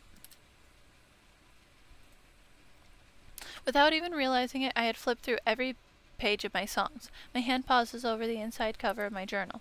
I gaze absent-mindedly at the strange runic symbol on the first page, some sort of bejeweled pendant encircled by a knotted half-wreath of thorns, which has somehow resisted fading over the years, no matter how often I've touched it over the years. Brushing over the bold red ink, I wonder if I'm imagining the faintly sharp prickle across the pads of my fingers. Below the symbol, written in a hurried, clumsy scrawl, are the words, "Keep safe. Oh."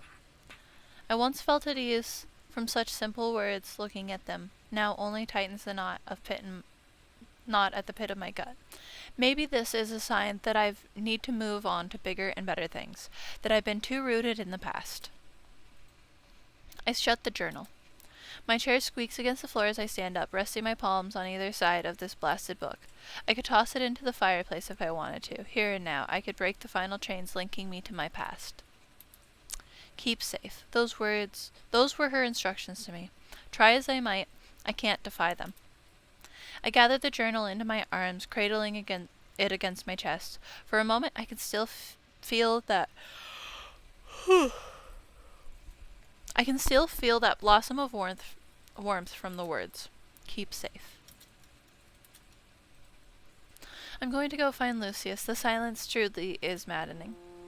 I gather my things, striding out into the hall, only to collide unwittingly into the vampire lurking outside. He catches me by the forearms, taking a step back to keep us balanced, although my journal and supplies tumble to the floor. Lucius! Abigail! Lucius releases me once he's sure I'm steady and immediately bends to pick up the mess. No, don't. I seize the journal and hold it away from him. He eyes me with some measure of confusion, but shrugs and picks up the loose parchment instead. I see you've found some old supplies. I'm glad they're getting some use, though I really thought the ink would have dried out by now. What have you written so far? There once was an old man in a farm? I snatched the document from him. I won't have you making fun of my first drafts. What are you doing out here? I didn't wish to disturb you. You looked like you were trying to focus. In vain, perhaps. There was not much to disturb. But you were trying to be considerate. Thank you. Lucius nods, dismissive but polite. He doesn't like to acknowledge gratitude. For you to rush out of the changer like a bat from a cave. Why? Rushing to seek inspiration somewhere else? No. Just tell him, woman!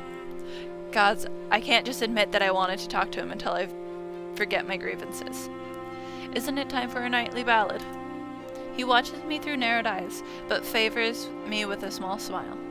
You need not hurry for such a thing. If you wish to write tonight, you may write. Come. Wait, what? Wait. Lucius all but pulls me back into the chamber, coaxing me to be seated once again at the writing desk. I scowl at him, drawing my knees to my chest. Lucius, you don't... Heels off the furniture. I scowl at him harder, but lower my legs to flatten my heels to the floor. I wanted to write, but I couldn't think of anything. You also never finished your soup. It's gone cold. He looks pointedly at my bowl. You're a terribly slow eater, aren't you? I may yet expire before you finish it. I am not a slow eater. I am a distracted eater. Why? Do you want my soup? Here. I push it towards him. He gently pushes it back. No, thank you. My taste buds aren't quite what they used to be. A mortal's meal may as well be a mouthful of dust. That explains your cooking. Lucius arches his brow at me. Forgive me, that was uncalled for. Have I done something to annoy you? No, not at all. I chew my lip.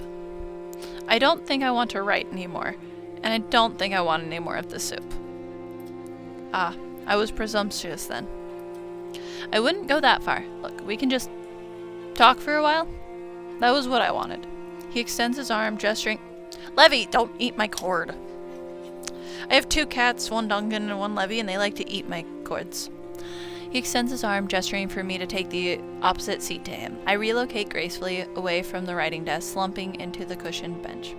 You have something on your mind? Yes, no, Yes, but I don't want to talk about it. I understand. What would you like to discuss instead? Lucius leans forward with his elbows propped on his knees. With the candid way he is staring at me, I almost feel like I can tell him anything. But I'd rather not talk about myself. Not yet. What do you eat? I mean, you sustain yourself with blood, but if you only get a guest every couple of years, and even then sometimes you let them go, or don't feed on them at all, I can make do with animal blood. Fish mostly, as the moat is rich with them. Oh, that really explains his cooking. That's another thing I've been wondering. If you can't cross the water, how do you get the fish? By using tools like any civilized mammal? So a fishing rod. You fish? Sometimes I use a net, sometimes I use a spear, and some rope. I have a very strong throwing arm. Against my better judgment, I observe his shoulders and upper arms, searching for any hints of bulging muscle under his sleeves. If Lucius notices me doing it, he keeps it to himself. For that matter, I'm surprised you haven't asked how I intend to ensure your freedom when I myself cannot cross the water. Because I haven't thought about what I'll do when I leave. The thought feels like an anchor in my chest, a heavy reminder of the future. I presumed you'd tell me when it was time? Of course, I can also tell you early. I will simply throw you across the moat like a javelin. You wouldn't! He practically cackles as I recoil from him. I wouldn't. There is another way. I will show you in due time. Oh, then, good. We lapse into a hollow silence as my mind wanders back. Hold on one sec.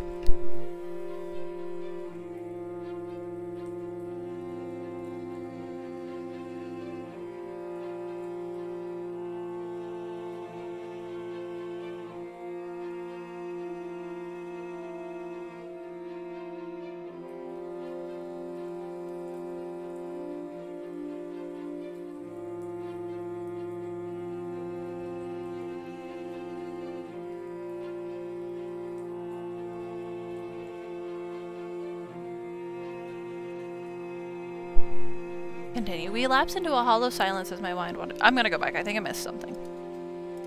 Okay, then good.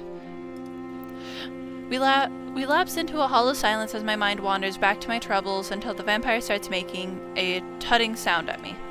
He studies my face with intent, and I realize too late that my pleasantly neutral face had at some point fallen into a frown. You're in low spirits tonight. Is the weather bringing you down? How else can I help? I suppose I could try telling you a joke, but I only know the one. And no, I shouldn't. I will refrain. It's quite filthy. That piques my interest. I don't mind dirty jokes. I spent a lot of time in taverns, you know? I'm almost certain I've heard them all. No, Abigail, you don't understand. This is not meant for polite company. We don't need to be polite company all the time, do we? We can be a little impolite.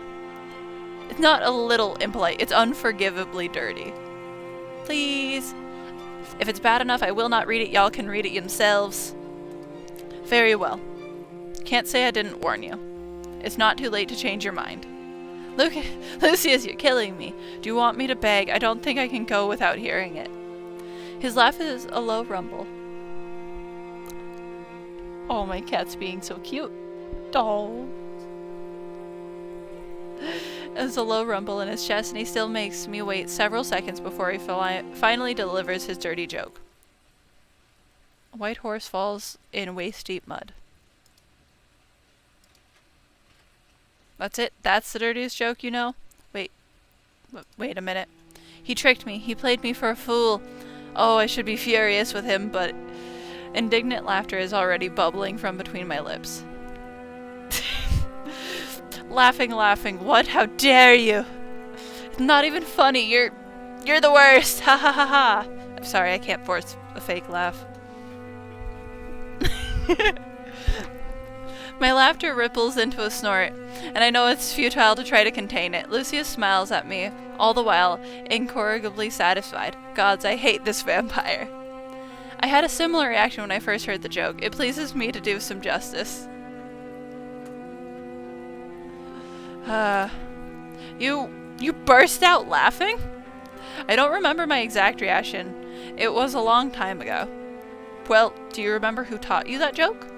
A former guest, Gillian. Lucius' face softens, and my laughter stops like a clogged drain. There's that sadness again. He, didn't try to barter with that joke, did he? Oh gods, can you imagine? No, that was before I began bartering with people. A darker time. Were your dark times lifted with a joke about a white horse? He smiles at me wryly. Would you like me to tell you about him? I'm surprised at myself when the words spill from my mouth. Not if it troubles you. I mean, if you wish to tell me, I will listen. Lucius hesitates, tapping his collarbone until he musters the initiative to speak. When I was first exiled to this estate 300 years ago, there truly was no escape. I frequently fought with the desperate men and women who were sent here. They feared me even when I showed them kindness and reason, and made a point to attack me when I least expected it. My spine stiffens. That frightened, desperate outlook sounds grimly similar to my own back when I first arrived. You had no choice but to defend yourself. I did try other methods in hope of coexisting, of earning their trust, but yes, they tend to turn on me regardless. It often resulted in a fight to the death. Their death at my hands. Poor dude. I never could resist untying them. I felt a certain kinship for them, I suppose before it was inevitably dashed. It was never difficult to overpower them. They were mere humans, and I was an immortal being. I was becoming more powerful with age. Until one day, when I was careless, I had subdued an intruder and left her at the brink of death. Unbeknownst to me, conditions were ripe for her to turn. As a vampire spawn, she was vicious. Her anger overpowered any compulsions I had over her. And she managed to run me through in the same moment I ripped out her throat. Lucius's hand hovers over his chest, where his wound would have been. I was alive, but I was pinned down, paralyzed in place. I was lucky to have fallen in the shadows near my coffin. The vampire spawn was not so lucky. She was well and truly dead, and so she began to decompose, though those claws remained embedded in my chest as a parting gift. I was perpetually awake, but I could not move. I must have laid there for nearly 2 years. Lucius, I'm so sorry. You run into a lot of strife when you become as old as I have. It's not unusual. Yes, but it must have been harrowing.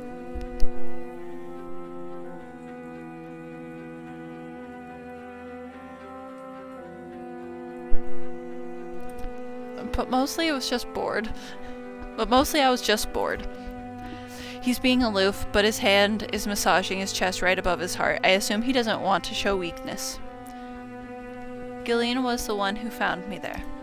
He gave me a wide berth at first, approached only to use the vampire spawn's claws to cut his bonds before jumping away. Comical, really. By then I was practically a husk. I could sense him, but I could not move and could not speak. I could sense him coming and going each night, wandering the estate much like I've been doing. After some time, he returned to my side and tugged the claws out of my chest. What? I knew the story must have been leading there, but it was still a bit of a shock. Why on earth would someone release a petrified vampire?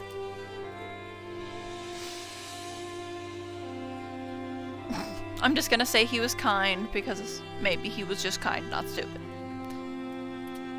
I suppose he felt some kinship for you. You were both trapped. He certainly was kind. Much too kind, I think.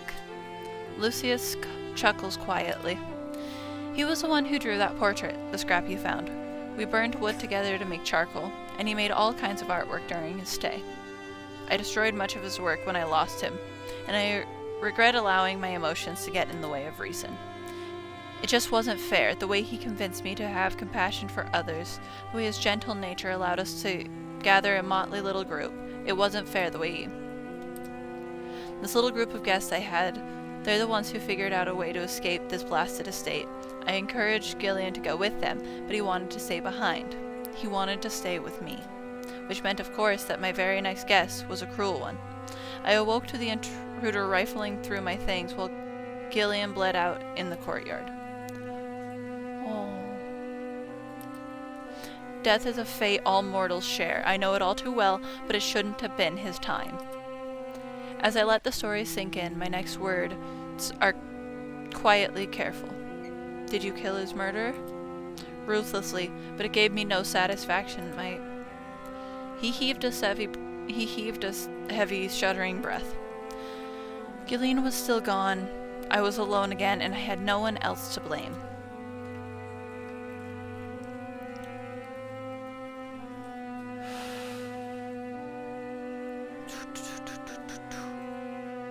I feel like that would be better.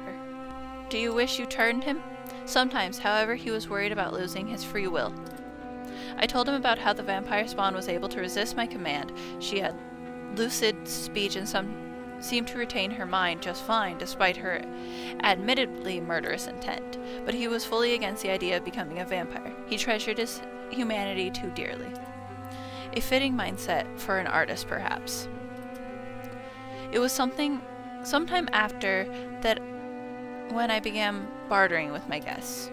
Immediately offering them freedom made them cagey. They suspected me of foul play, of being up to something. It was as if they needed to pay a price for their freedom. It helped them feel at ease, in control. It helped them make sense of this. I remember the scuffle we had when I first arrived, the way he disarmed me, but otherwise kept his distance, the way he prowled around and said those menacing things. You had to play the part people expected of you. It is exhausting, but they fear me more if I don't. And of course, bartering does not come from a place of pure altruism. Excuse me. It gives me something to look forward to. Alleviates my apprehension of what the next guest will have in store. When one finds himself acting as the Queen's personal executioner, the odds are high that some of the people she sends will be dangerous, though occasionally I will receive someone kind enough to offer a listening ear. Like Gillian? Like you. I blink at him, bewildered. Gillian was kind, but he was a notoriously bad listener. He would have interrupted me 10 times just then, usually with some absurd tangent about how he thought snails were effervescent. Bruh. What I mean to say is thank you for listening to my sad old tale about a lost love. Okay, so you did love him. Yes. But I answered more questions this way. I've never told it to anyone before. Can I ask you one more question? Of course. Anything. Something about the last word makes my stomach flutter. No, I must be hungry. I grab my deserted bowl and sip at the cold soup. If Galena was such a good man, what did he do to get sent here? What was his crime? Lucius outright grins at the question. He edges a little closer to me as if he wishes to rope me into a conspiracy. Supposedly, he painted an unflattering portrait of a nobleman's daughter. What? That's it? Yes, and Galeen couldn't help it. He was both an architect and a prodigious painter, lauded for his accuracy and attention to detail. To willfully make the girl more beautiful than she was, well, it would have been a lie, and it would have tarnished his good name. The daughter's betrothed took one look at the portrait and cancelled their arrangement, leaving the nobleman high and dry with an unwed daughter. The nobleman needed someone to take the fall, and convinced the crown to send Gillian here, but it wasn't Gillian's fault that the man had an ugly daughter. Fucking savage! I clasp my hand over my mouth. My giggles are punctuated only by the sound of crackling fire. I hadn't anticipated that Lucius would make me laugh more than once, let alone such vulnerability tonight. And it's so odd. It sounds like the artist was punished for revealing the truth, even if it wasn't entirely his intent to do so. In a way, I suppose I swivel my lute into my lap and gaze down at it. It's awash in glowing firelight. I think I'm ready to tell you what I did, Lucius. He straightens, immediately at attention. Really? Yes. You've kept me waiting for so long I didn't expect. Hold on, just a moment. I need a drink. Shall I fetch you a glass as well? I think it will be nice to keep my throat from going dry, yes. What do you have on the menu? Wine. You have wine? Where? Since when? I mean, sure if you don't mind sharing. Lucius shoots me a mysterious, winning grin before he stalks off into the halls. Where does he hide these things? Every so often, Lucius will present me with some new object or tool from God knows where. Bro probably has a wine cellar with the most amazing aged wine. Bro's been there 300 years, and someone probably smuggled some in. Also, when I am doing my commentary with this passion, no, I am Italian and I'm doing the Italian hand motions. Where does he hide these things? Yes. Just earlier this week, he fetched me a ladder to climb the ledge when I complained about running out of bathing water. Once I climbed up, he made me promise not to attempt the perilous journey of swimming across the moat, then handed me a bucket and told me to take all the water I needed. I can swear I've walked through every hall and peeked in every room. Not once have I ever seen any ladders or buckets until he materialized them into existence. Maybe he knows certain spells? Or creation spells? Conjuring magic? A vampire who knows magic. That'll be the day. Lucius returns as I muse over the idea. Presenting me with my promised glass, deep red wine sloshes gently within, glistening like black opal in the room's low light. I would have brought you an entire barrel, but wine is hard to come by around these parts. Better to be frugal with it. You can carry an entire barrel? I told you, I have a strong arm. When I first arrived, I even hauled my coffin up all those flights of stairs. Admittedly, it was exhausting. I was strong enough to do it, but I don't have unlimited stamina. And why were you hauling your coffin upstairs? You wanted to be closer to the sky? You know me so well already. Yay! Lucius returns to his seat and crosses his legs, sipping his wine and peering over at me. He looks very at ease indeed. Bro's so excited. At ease and powerful. I take a slow gulp of my own wine. It's sweeter than I expected, with an undertone of currants and plums. Well, hang on. If you're so strong, how was I able to escape you? I yanked myself free when I first arrived. That sounds dangerously close to a complaint, Abigail.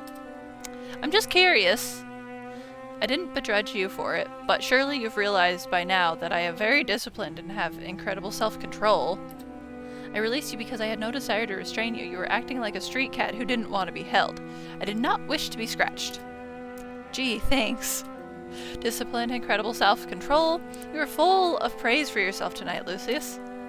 I'm serious. These attributes of my character ensure that I would never bring harm to you. Not unless you asked it of me. I cough into my wine. What is that supposed to mean? Oof, oof, oof, oof, oof. Do you need water? No, I'm fine. Can he hear how fast my heart is beating? I pluck absent-mindedly at my lute strings, still uncertain if I'm ready to reveal the parts of myself I'd rather forget. But he has been vulnerable with me. It's only fair that I be vulnerable with him in return.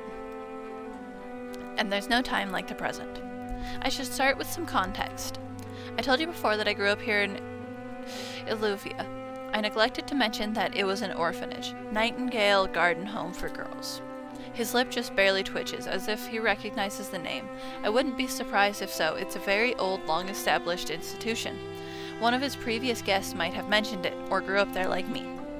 Everyone told me it was an enviable place to be, especially the matrons, who were always so proud to work there. They told me girls would go as far as to murder their own parents in hopes of being sent to Nightingale Gardens. I've never heard of it actually happening, but that was the prevailing attitude. Because the girls of this orphanage were guaranteed to have a place in high society, we were educated vigorously in matters of court, history, handwriting, sewing, and entertainment. Once every several dozen years, the best and brightest girl was even chosen to become Illuvia's next queen. Did they have that tradition when you were human, Lucius? Yes, I believe I heard something about it in passing, but it was so long ago. Well, the tradition was in full swing when I was young. The last queen was growing old and infirm, and there were talks that the new queen would be chosen soon. How fortunate for you, yes? You could have been chosen. No, I hated it there. It was stuffy and full of pompous snobs. The matrons had our entire lives planned out for us, without once stopping to ask what we wanted to do. And they had the nerve to act like I should keep my mouth shut and be grateful. The other girls seemed content with their lot, which meant they didn't understand how I felt. They kept me at arm's length. I hated the pressure to succeed, and I got into a lot of trouble. Even back then, I never would have been in line for the throne. The closest person I had to a friend was an old girl named Ophelia. She was in line for the throne. We all knew she would be chosen, too, because she was perfect. She was beautiful, graceful, and always seemed to say the right thing. Always. She was always talking about changes she'd like to make, the way she'd like to improve our kingdom. She does sound lovely, but, Abigail, forgive me for saying this. No one is perfect. Surely your Ophelia is not exempt. He looks a little surprised when I start laughing. You're right. You're absolutely right. Ophelia was a godforsaken rascal. She'd lie through her teeth with a smile, and no one was any wiser. That she let me see her naughty, conniving side. I felt special, you know? She truly did want to make things better. She was clever and sharp as a knife, but she did care about the people around her. At least that's what I believed. More wine? Yes, please. I drank deeply from my refilled glass before continuing. So when Ophelia was chosen and packed her bags, she promised me up and down that she would write me every day. Every single day. I knew that it was forbidden for Olivia's crown to contact the world outside. We both knew that every queen was meant to cut all ties with everyone she ever knew before she was chosen. That was the rule. But I believed her, you know? She was so much smarter than me and so crafty. I really thought she'd find a way. I pat the cover of my songwriting journal, which I had placed at my side. I always try to keep it near, even when it pains me. But all she ever sent me was this book with its empty pages and a hurried little note on the inside cover. I thought she was encouraging me to write my songs in it, and it made me happy at the time, but I never heard from her again. Lucius is watching me with his full attention and can't stop now. So what else could I do? I begged the matrons to grant me a position in the castle. I begged them day and night. All I wanted was to see Ophelia again. Until finally they snapped at me and told me to stop asking. They told me they barely managed to secure a position for me as a court entertainer in a faraway land, and that I needed to be grateful. But I wasn't grateful. I argued with them until they took me by the ear and showed me what for. I'll never forget it, how they told me to grow up and stop being childless while they raked me across the back. Apparently my destination had no complaints about women with whipping scars.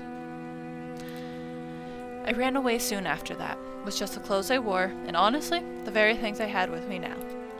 The loot they gave me, the songwriting journal from Ophelia, and a handful of coins. Lucius spoke softly, reluctant to interject, but unable to contain his curiosity. Your crime was running away from this wretched orphanage? Oh, no, not at all. I gave them the slip. His shoulders sag with relief. I wager he feels some kinship with the little girl I once was. I went on to become a traveling vagabond for many years. I performed everywhere I could and saw the world. It was difficult in its own way. People distrust a new face, and meaningful connections were hard to come by. I was even accused of witchcraft, sometimes for some reason. Sometimes about corrupting their women and stealing their men with siren songs. Some days were freeing and exciting back then, while other days made me feel like a ghost in search of a final resting place. No matter what I did or where I went, I just couldn't stop thinking about Ophelia. I love all the LGBTQ kind of hints, symbolism. I love it. Did you have feelings for this Ophelia of yours? Gods, Lucius, she was practically an adult and I was 6. Which means yes, I was absolutely obsessed with her. Not that she ever seemed to fancy anyone. I'd ask her, if she found some boy or girl attractive. She had this way of wrinkling her nose as she turned down every single one. Like you? Like, I gawk at him. I notice you wrinkle your nose sometimes when you find something disagreeable. Were you not aware? My face suddenly feels rather hot. Anyway, well, you know how young girls idolize older women. I do. Yeah, wait, you do? Yes, I had younger sisters once. We never had the chance to grow close, but I knew they were eager to idolize. That's news to me. I start to ask him about it, but he holds up a hand to stop me. Please continue with your tale. I apologize for the interruption. He grimaces suddenly, and my brows knit with concern. It's not the first time I've seen that expression. Lucius, are you okay? I'm fine. The coffin. He flinches as he takes a deep breath. I'll be fine for a while longer. It just calls to me sometimes. Why don't you just hang out in the coffin and talk to her from the coffin? If you need to go back early... He slams his fist on the arm of the seat. His wine jostles slightly in his other hand. No. I'll not let it squander what little time I have away from it. Oh. Forgive me, please. Continue. I tap my fingers against the cover of my journal, feeling a little agitated but wanting to gratify his wishes. He'll get upset if I speed through my story, but I can try to shorten it Even for him. from distant kingdoms, I would hear terrible gossip about Alluvia's young queen. Apparently, she did nothing to better anyone's life but her own. She kept our cruelest traditions intact, torturing and slaughtering people in droves. Most notably, she kept the tradition of sacrificing people to the crown's pet vampire. No offense. None taken. Inspiring such unease in its people helps the monarchy stay in power. Fear of punishment, I always heard, is a better motivator than acts of love. Unfortunately. But Ophelia was supposed to be different, and the people were unhappy. There were talks of a revolt. Although I wasn't the most talented bard in the lands, I was starting to get some renown and make strong connections. I can still scarcely believe it, but I managed to get an audience with Queen Ophelia. Neato. I was meant to perform for her. They slowly went wide with the realization. Didn't. I maybe, kind of, definitely spoke my mind in front of the queen and her entire court. But I did it through song. You didn't. Lucius is torn perfectly between horrified and scandalously amused, clapping his hands over his jaw with disbelief. I did. Do you want to hear the song? His gestures were enthusiastically erratic now. He waves for me to go on, and I can hardly sit still as he pours himself some more wine. As for me, I set my glass down and clear my throat. Sorry, I'm listening, guys. Queens, queens, they rule in the light, remembering tales of their kingdoms.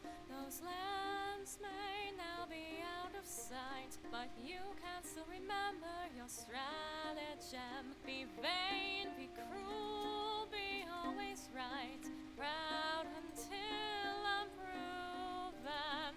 Show your cruel self till the end of night, when you'll be slain at day's conclusion.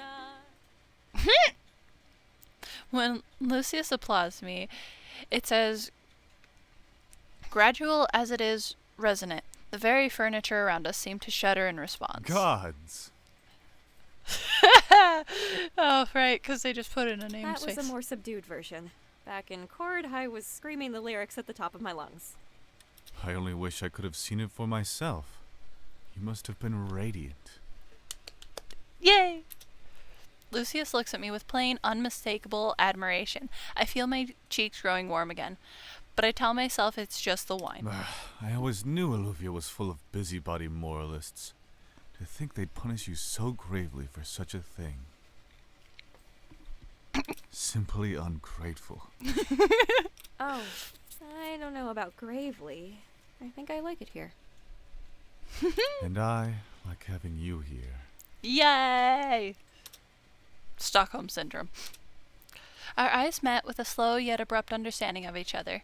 We're so alike in so many ways I can hardly believe it. The storm had stopped at some point. It's quite enough that I can hear his breath steady and strong even from this distance.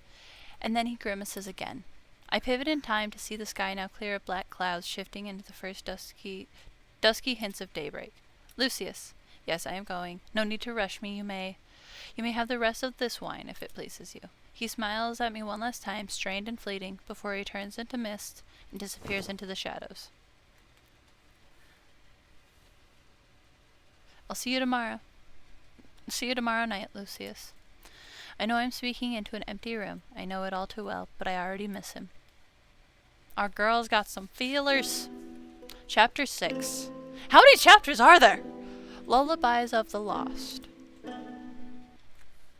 I really expected all of these to be short, After staying up all night and exchanging bittersweet memories with a vampire, I should have been more than ready to fall into 100-year slumber.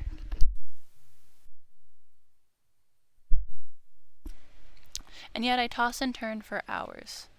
Oh wow, this is already 2 hours and 40 minutes. Nice. My mind is once again filled with locusts, but instead of wheedling questions, this time they whisper ideas.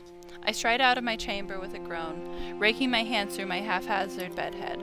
I sit harder than I intended to at the blasted writing desk, and I steadily begin to write. I would write the truth, just as I did when I sang before the queen and her court. I would write the truth about this vampire who's been banished to an abandoned estate. People need to know that his humanity is not lost, as they say. When I get out of here, people will know. My quill scrawls to a stop. When I get out of here. How many songs have I played for him now? On the lunar eclipse, I played my 10th song. Earlier tonight must have been my 30th. I still have a ways to go before I'm free, but I've made significant headway on my debt to him. No use thinking about it now. I still have time to decide what I want to do. I nod to myself and bow my head as I continue writing. I'm voting she stays. I want this ship to sail. I wake slowly to the light pattering of rain outside, with my cheek pressed against the desk and drool seeping from the side of my lips. Blearily, I wipe my mouth and squint at the loose-leaf paper in front of me. I had written only 2 legible verses before I was overtaken by exhaustion. The rest were either bitterly scratched out or scarcely decipherable. I sigh, reaching up to scratch my head, and promptly knock over the inkwell. Scheiße. I hiss out another string of curses as the ink spreads around the desk and drips off the sink. Instinctively, I save the journal and end up sacrificing my meager verses to the fast-spreading black pond. Ah, darn it, what a waste. What is wrong with me lately? Lucius is going to be so angry with me. Where's that damn cleaning cloth he always uses? I turn to and fro and realize with growing dismay that he always seems to have it on hand. He must keep it on his person. But maybe he has a spare up in the rafters. Maybe he keeps multiple rags near his person. To be safe, I search through all of the cabinets downstairs like a pillaging raccoon. Not a single rag turns up. Knowing that Lucius will be even angrier if I use a blanket or, God forbid, a curtain to clean up the mess, it seems I have no choice but to venture upstairs. My hand traces the familiar cracks and bumps of the cobblestone walls. A tactile map I've learned to use due to the abysmal light of the stairwell. There are no windows to light my path, and the torches must have burned themselves down to smoldering husks an eternity ago. As I climb, I try to plant my feet towards the edge of each step, not only to keep my balance, but to reduce the chance of stepping on a groaning center plank. As a general policy, I've found it's best to avoid making undue noise. I'm winded by the time I reach the highest point in the estate, and I brace myself by resting my palms on my knees. Who in heaven decided it was a good idea to build something with so many stairs? I lived on the 3rd floor, I can attest to that. I want to give them a piece of my mind. I spend the next half hour carefully riffling through the attic. There's an annoying number of decorative boxes and trinkets up here, not really enough cleaning rigs. I jerk to a stop when I wrench open a jewelry box and see the contents within, realizing with abrupt horror how my actions mirror the person who killed Lucius Artist, rifling through his things. I don't intend to steal anything. Lucius won't see me. I should still have another hour or 2 before he wakes up, but I take a slow breath, willing myself to calm down. Even if Lucius acts irritable, sometimes he never hesitates to forgive me in the same way I've never hesitated to forgive him. I find myself fixating on a particular point within the open jewelry box. There's an oddly familiar sight there, a hint of a small engraved shape that tugs at my memory. I didn't notice it immediately because it's particularly buried beneath strings of pearls and gemstones. I gently shift the valuable aside, allowing the subject of my focus to be laid bare. So, ring. It's a chunky, ornate ring, quite gaudy, really, and not something I'd ever be seen wearing. I pluck the item out of the box, peering at it in the dim darkness. There's no way. At the ring's center, there's an enormous opal stone which glitters like a rainbow of fire. Carved directly into the stone is the crest I recognize from the guardsmen's shields and from the banner adorning the queen's courtroom. Without thinking, I put the ring in my mouth and bite down on the shank. Pfft, bleh. It's dusty. Yuck. but I can feel the marks from my teeth imprinted in the metal. The body of the ring is made of pure gold. An actual, genuine royal signet ring. Did a member of the crown barter for their freedom with this? Or maybe it was stolen and then traded here by a thief, because it can't be that. A scream cuts through the attic and threatens to burst my eardrums. I fumble and nearly drop the ring. I cram the ring back into the jewelry box, slamming it shut before whirling around. A noise definitely came from the coffin. As I call out, I met with another scream, even more frantic and agonizing than the first. The wooden box is tremoring hard enough I worry it may topple over. I approach the noise. Every bone in my body shrieks for me to stay away, but my tremendous concern for him overwhelms every ounce of fear I have. The coffin is carved from black thorn wood, with small divot imperfections chipped off the edges. It's definitely fallen over before. I rap my knuckles gently against the wood, no differently than I'd knock on a bedroom door. Lucius, can you hear me? The coffin lid thuds as if in response. It continues to thud over and over as Lucius pounds his fists against the inside surface. Let me out. His roar is followed by a terrible, desperate noise of nails clawing against the wood. Lucius, it's me, Abigail. Are you hurt? Stop this at once. I beg you, release me. I command you to release me this instant. Okay, let's get you out. The fact that it's not yet sundown makes me uneasy, but Lucius is clearly in distress. Even if he comes out early, he can stay in the shade. I hastily run my hands along the side of the coffin lid and pull. It doesn't budge, as if it's been nailed shut. I try to wrench it open from the opposite side. The coffin continues to hold fast as Lucius screams and thrashes in its confines. The coffin rocks in place. Its corner strikes my torso as I move around. It's knocking the air out of my lungs. Lucius, stop struggling. Please, why are you doing this to me? What have I done wrong? I'm trying to get you out. There's something wrong with this thing. Is it jammed? I have done everything you asked. Everything? I withdraw my hands with a sharp recognition of his plight. Lucius isn't talking to me, even if his screams sound halfway coherent. Lucius, are you awake?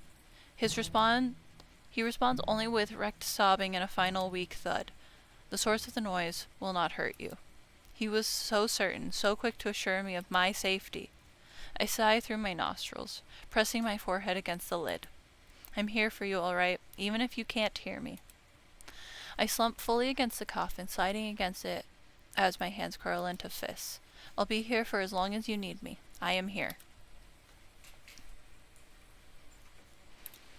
Hours pass. I continue speaking to him softly, even when he seems to be addressing someone else, and I hold the coffin steady, straining my arms when it threatens to tumble onto its sides. Sweat drips down my brow to my cheek, both from physical exhaustion and the emotional toll. But I don't want to abandon him. He doesn't have anybody else. Good person.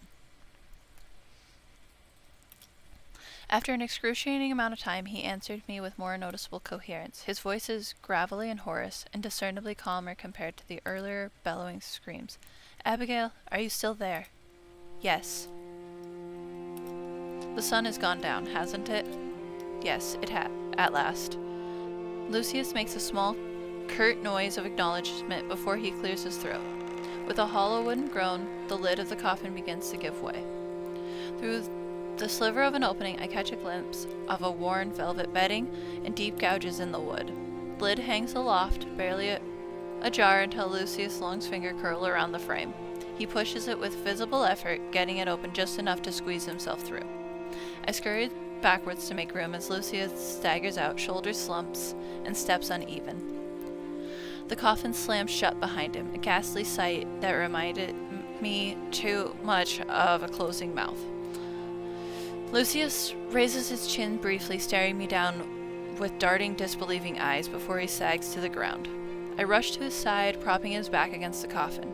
I'm sure it's the last thing he wants to touch, but it's the nearest solid surface. Lucius heaves a great, dejected sigh as his head lolls back against the lid. It can't be open until the sun is gone. Curses are obnoxiously specific, airtight, much like the coffin itself. Though there are times I've woken up spilled out of the damn thing because it rolled onto its side. Although he's panting and barely catching his breath, he can't quite keep his absurd commentary to itself. I should thank you for keeping it steady tonight, I presume. You're ridiculous.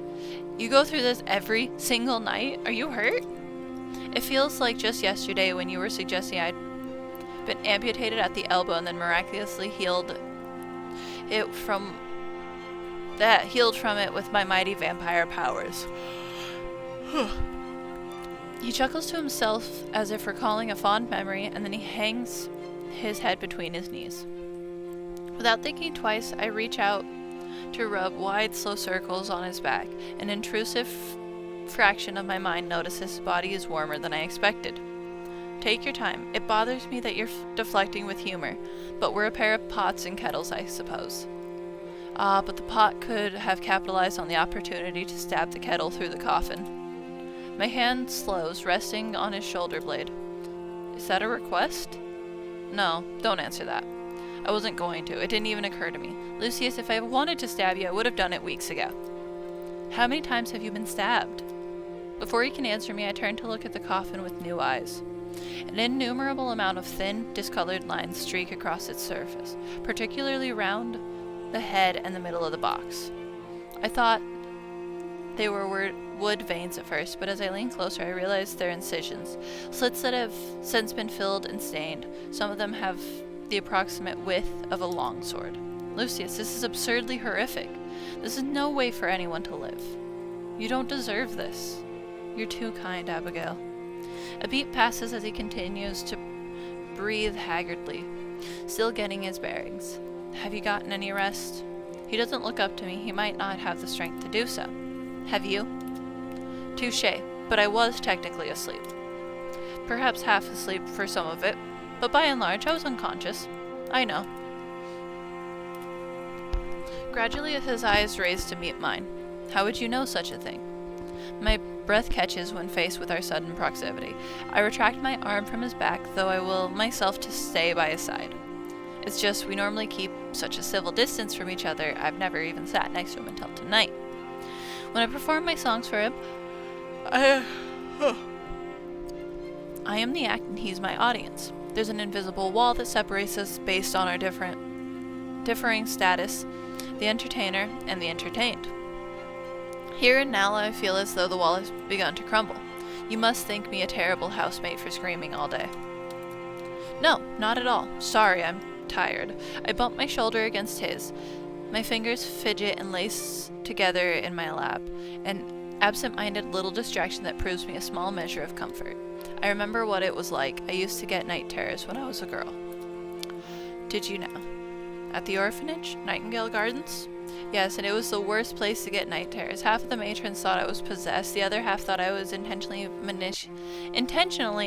maliciously disobedient. I can imagine. It was usually some reoccurring nightmare about rats, too, which was the worst. I still get them sometimes. If you don't mind me asking, what do you dream about? Do you remember? I don't know that I'd call it a dream. It's more akin to reliving a memory. The memory of when I was first exiled here. He taps the surface of his coffin with the back of his knuckles. My surroundings in there look roughly the same, no matter the time period. I'm sure it contributes to my confusion. I become convinced that this... Lucius looks at me, his eyes full of meaning that I can't quite decipher. This is a dream, and the inside of the coffin is my reality. Is there anything I can do? Can I get you something? Where do you keep your wine? I shift to stand, but Lucius catches my hand before I'm fully upright. Stay. He blinks rapidly and then drops his gaze to the floor as if he's uncertain and surprised at himself, but he does not let go. His hand around mine is gentle and apprehensive. Please, stay seated. Stay with me a while longer. Acquiescing without difficulty, I lower myself onto my knees.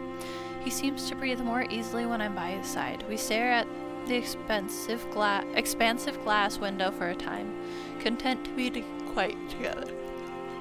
Of course, Lucius doesn't like to remain quiet for long. You know, I may feel better if you regale me with more miserable tales from your childhood. I wrinkle my nose at him and whack his shoulder with the back of my hand. He flinches, but I can feel his body quaking with laughter. I'm serious. You mentioned something about rats. Why would they plague your dreams so? I'm afraid of them. They seem to have taken it upon themselves to hunt me. Although this estate has been marvelously rat-free, yes, they'd have to try quite hard to cross the moat. Is there a story behind the fear of yours? Did you lose your parents to a drove of rats? I don't remember enough of my infancy to say either way. My earliest memories were in Nightingale Gardens. Although there was this one time, I cut myself off with a snicker, which makes Lucius tilt his head at me with a wry, curious smile. A wordless request for me to finish my thought. Forgive me, it's just the stupidest thing. There was a time when food was going missing from the kitchens. The matrons gathered us up and announced that we had a rat infestation. I was upset by this news, to say the least. I nearly stopped eating, worried I'd find a hair or a whisker in my meal or worse. I shudder for comical effect when Lucius pats my head encouragingly. I shoot him a small, grateful smile. I was just so frightened whenever I saw those beady little eyes, or that flick of a tail into a crevice. It haunted every moment of my little life, day and night. I'm fairly sure that's when the nightmares began. I'd wake the whole orphanage just shrieking, and apparently I'd even lashed out at the matrons while swinging fists. But I wasn't awake, not really. I'd remember some of my outbursts, but I couldn't tell what was real. They talked about getting rid of me then. It was even more terrifying and confusing than the night terrors. They discussed my fate right in front of me like I wasn't even there. Lucius doesn't say anything, but he watches me with furrowed brows. Are you sure my miserable childhood tales are making you feel better, Lucius? No, but tell me anyway. What made your night terrors go away? Ah, that's the stupid part of the story. I didn't know Ophelia very well back then. I knew she was the picture-perfect angel of Nightingale Gardens, and I knew she was beautiful, but I was much too shy to speak to her until one day, she yanked me by the arm and pulled me aside, dragging me all the way into the cellar where we couldn't be seen, couldn't be overheard. Of course, this was very upsetting for me as well. Cellars are notoriously full of rats. She shushed me fiercely, eyes ablaze, and she shook me so hard I was nearly dizzy. Stop screaming every night, she said. There are no rats in the kitchen. I just sobbed and wailed in her arms. I didn't believe her, and I didn't like getting yelled at. I mean, how could she try to lie to me like that, right? It wasn't unreasonable for me to be afraid. I was just a little girl. Gosh, she was so frustrated with me, she groaned through gritted teeth, and insisted there were absolutely no rats. And that's when she told me she made it all up. The rats? The entire infestation, she made it up. She was lying to the entire orphanage about it. Why in heavens would she do such a thing? To see if she could get away with it. Isn't that awful? She was stealing extra helpings of food for herself and then planting false evidence, rat droppings and fur, to ensure her lie held water. Each day she'd tell the matrons that she was going to go into town to find a cat, so the cat could eat the rats. But she never actually looked for one. She just went out, had her fun in town, then came home with one of those apologetic doe eyes that made everyone melt for her. Anyway, Ophelia showed me where she kept her spoils, and she said she would share with me as long as I kept my mouth shut. I had to not only stop screaming, but I also had to keep her grubby little secret. Her reputation was spotless after all. Revealing her mischief would damage her chances of becoming queen. I was offended at first. I suffered so many nightmares because of her, but then I was intrigued. I promised I would keep quiet, but for the moment on, I saw her in a new light. I watched her like a hawk and followed her like a shadow, curious what other lies she'd been spreading. But the night terrors didn't stop, not right away. I guess Ophelia became fond of me at some point, because she'd sneak into my room to sing softly to me every night. Every single night, even when my nightmares were gone for good. I don't think I can ever forget that lullaby. May I hear it, Abigail? That knot in the pit of my stomach returns, twisting and aching. No, I can't. From the corner of my eye, I noticed a blotch of ink on my lap. I rub it absent-mindedly, smudging it with my thumb. I'm sorry, it's just... No need to explain, I understand. No, you don't understand. When I confronted her in the throne room, gods, I wasn't planning to be treasonous, I spent months writing a beautiful song for her, but when I saw her, I knew it was forbidden for the crown to see anyone from her previous life. I knew that. So I hid who I was. I used a false name and pretended it was my first time setting foot on Illuvian soil. All I wanted was to see her again. I would have been satisfied if I could see her one last time, if I could see that all those terrible rumors were all wrong. My eyes sting. I wipe at them with my wrist, but whoever was sitting on that throne, it was not my Ophelia. It couldn't have been her. Whoever it was, she had her face, but she didn't have her eyes. Not the eyes I knew. Those eyes were hungry, yet full of disdain, watching me like I was some sort of worm under her heel. And she had this ridiculous harem that was dancing around, and every so often she'd call one of them to come sit in her lap and kiss her in front of everyone. It didn't make sense. Ophelia didn't like anybody. To make sure, I started making small talk. Something to introduce the song. I asked if there were any rats in the royal kitchen, and she just scoffed at me and told me it was a repulsive thing to suggest. She told me to be silent, that she didn't want to hear another word unless I was going to play my song. My lips quiver and my voice begins to break. So I changed the song. I had to convey how I truly felt. Lucius throws his arm around me then, holding me tight. I bawl against his chest, losing every last ounce of my composure. Forgive me, Abigail. I shouldn't have asked you about this. She told me she wanted to make things better for everyone. She told me she'd write. Why didn't she even write?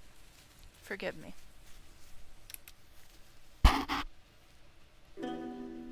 Chapter 7. I feel like there's only 7 chapters. I'm gonna hope there's only 7 chapters, because that's a lot.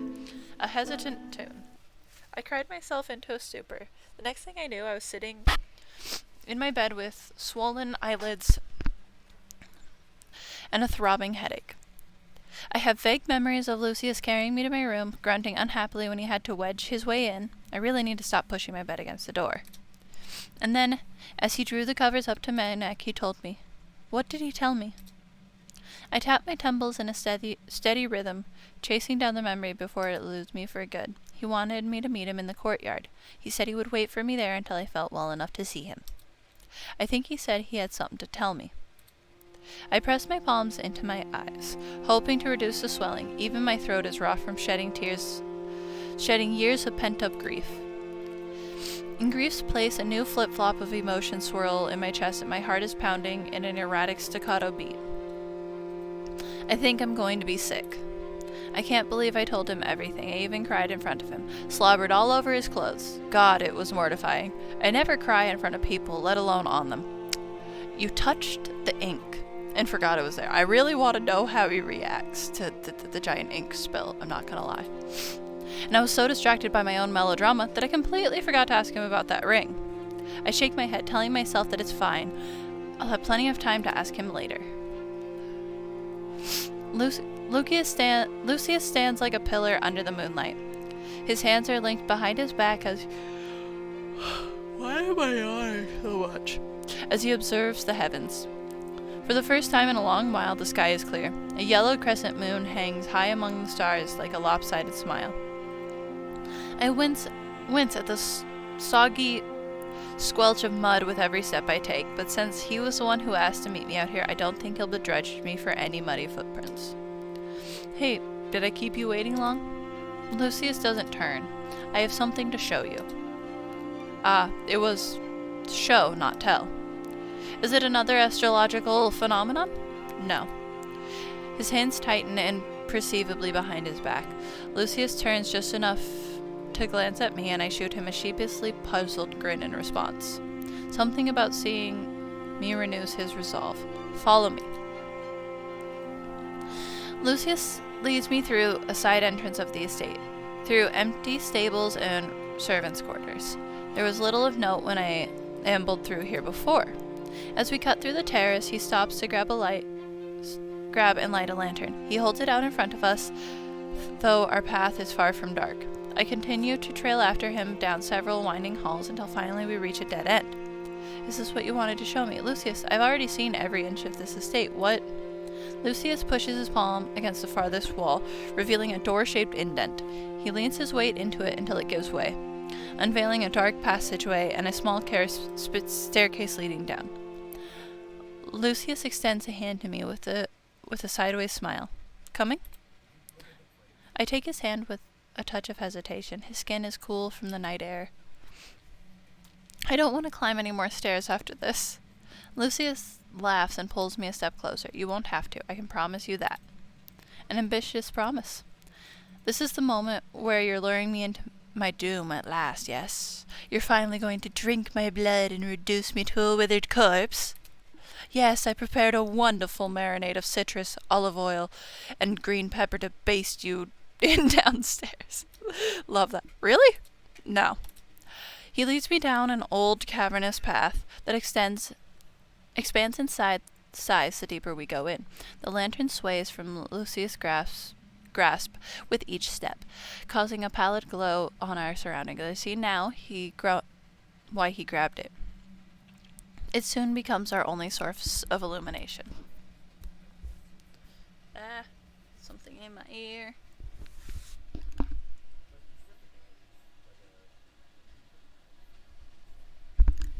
I squint when the light catches an irregular surface. The sides of this path have been piled with broken and non-essential objects. Table legs, ripped cushions, and even some weapons. That's the cabinet I broke on the first night here, isn't it? I was wondering where it went. And are those wine barrels? Yes and yes. I use the underground as a storage room. So this is where you've been hiding all your ladders and buckets and wine. Hiding? Not at all. I just like to keep things tidy. Although, sand tightens around mine. I do try to withhold the ladder from my guests at the beginning of their stay. A number of people who have tried to brave the moat and drowned in the attempts, I didn't want the same thing to happen to you. Because you would have missed my music. I would have missed you. I wouldn't have been able to help you, Abigail. His voice is stern, with a harder edge than I expected. If something happened to you in the moat, if you were unable to breach the water as I am, I would only have been able to watch. I do not want to see you suffer. The sheer weight behind his words makes me hold my tongue, despite the temptation to make a flippant comment about my inability to swim. The ground begins to shift from solid rock to loosely packed dirt that turns to scuffs underfoot. Soon the path slopes and the air becomes heavy and damp. I find myself taking deeper breaths, which only magnifies my growing apprehension. Lucius lets go of my hand as we reach a steep precipice. My fingers curl inward, already aching from the absence of his touch. Lucius, where have you taken me? What is this place?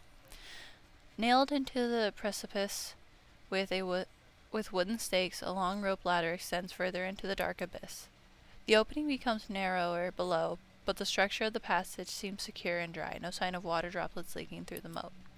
I catch Lucius trying to hide a grimace when he kneels to inspect the length of the rope. Deep beneath the earth as we are, we must be standing in the lowest part of the estate. Being this far from the coffin must be straining for him. When Queen Hilger banished me, when she sealed me in that blasted coffin, she ordered her soldiers to put me somewhere around here. Originally, this was an enclosed wine cellar attached to the estate, where my exile began, and where I first awoke. We removed the wine, of course, before we began the excavation. Excavation? I told you before that I had a motley crew working on a way out. There were 5 of them, including Grillian. They dug for months under my supervision. You can see why I had to relocate to sleep upstairs, I'm sure. Where are you going with this? Is it not obvious? I'm setting you free, Abigail. This tunnel will lead you safely under the moat and out the other side. I must have misheard him. I'm sure of it. That's the only reasonable explanation. He must have said something like, "Go fetch me some tunnel fish, or I'm trapping you down here forever so you can never cry on me again, you disgusting creature." You look as though you wish to argue with me. I understand verbal sparring is one of your favorite pastimes, but please, listen to me this once. Every day you spend here is a lost opportunity. This is time you will never get back. Why should you endure such a fate when you did nothing wrong? You did not deserve to be punished just for speaking your mind.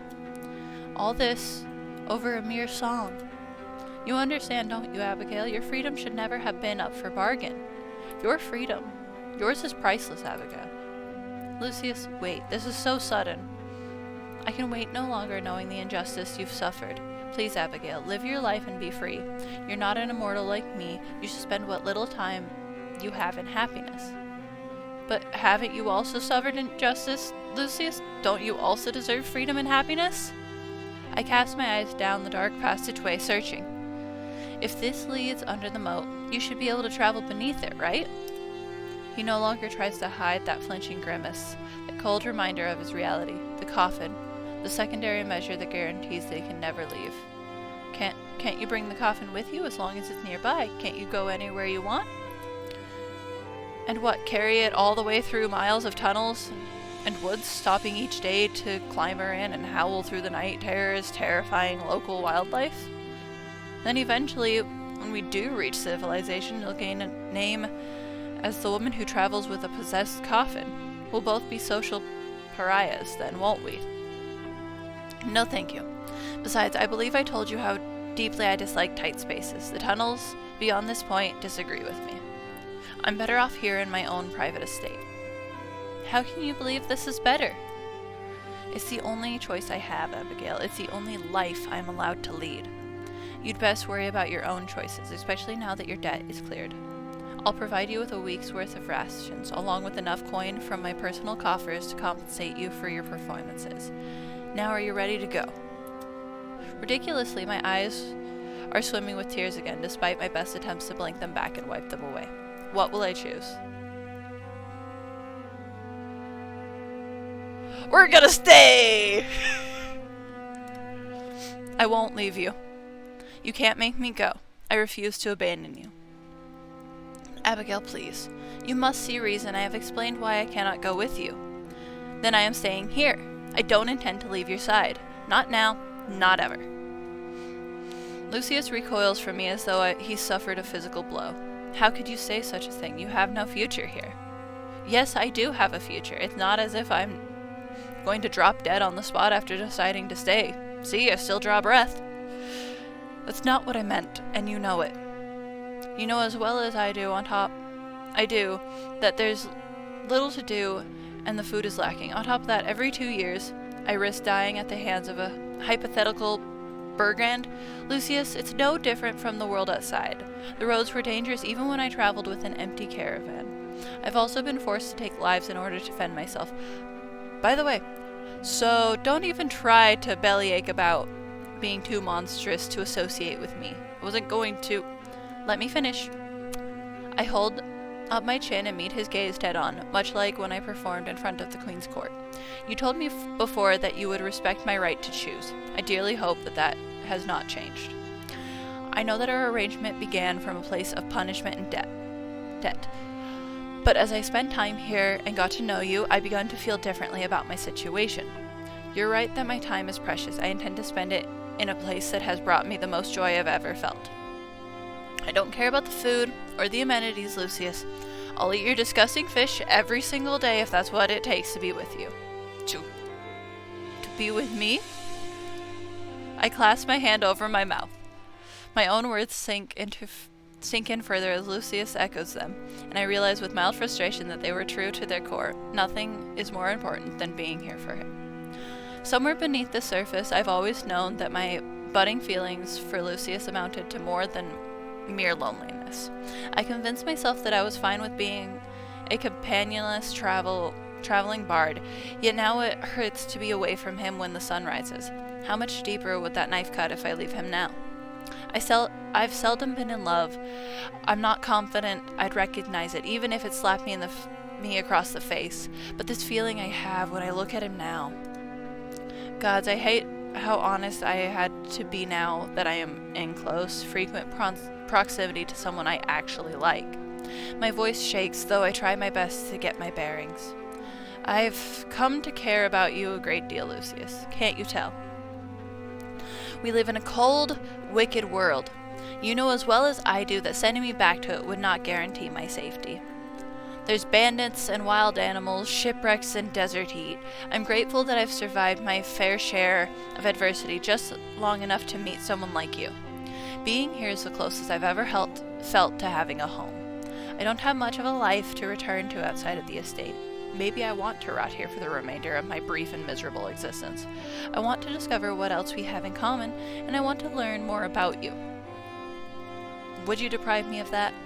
That is, Collecting his emotions whir across his features. I can tell he's tempted to give in, but he's just strongly compelled to battle this to the bitter end. This is precisely part of the problem. You don't even know who I was before. A member of the royal family?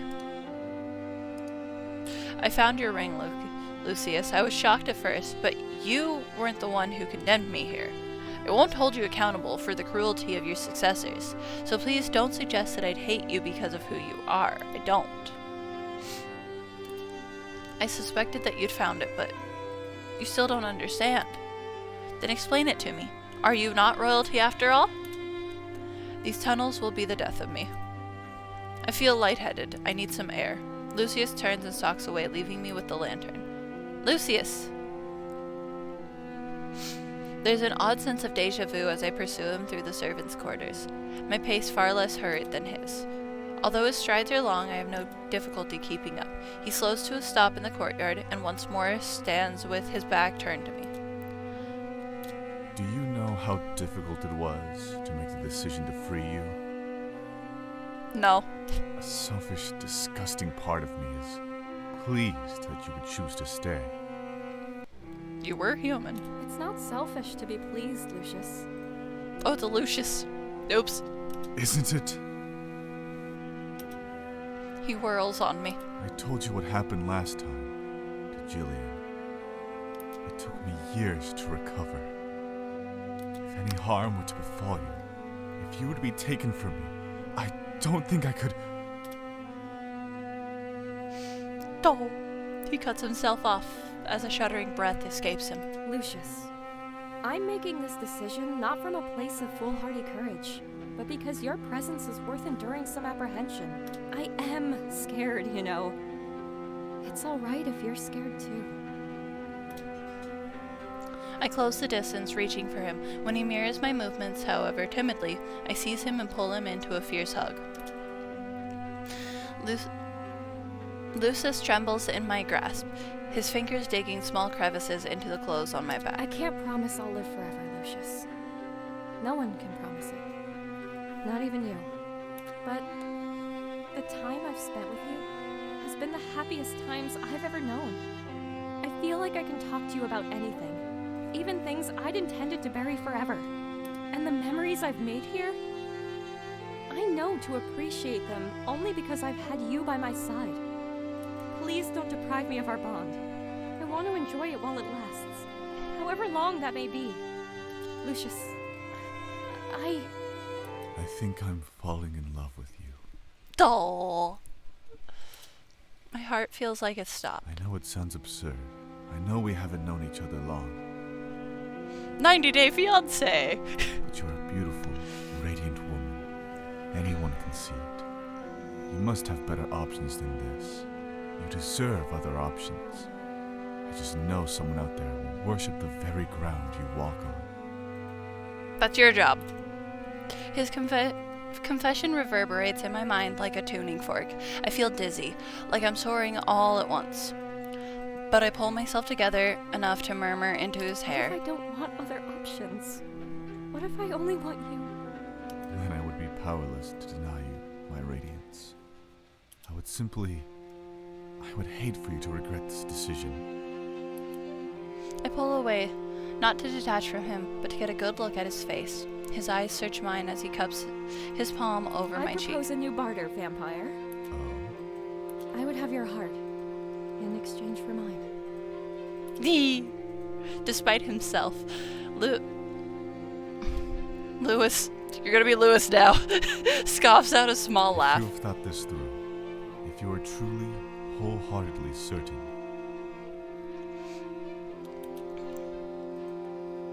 then to rot we shall go, together. I thought you'd say it. He tucks flyaway strands of hair over my ears, such a tender gesture from someone I once feared so deeply. Can I kiss you?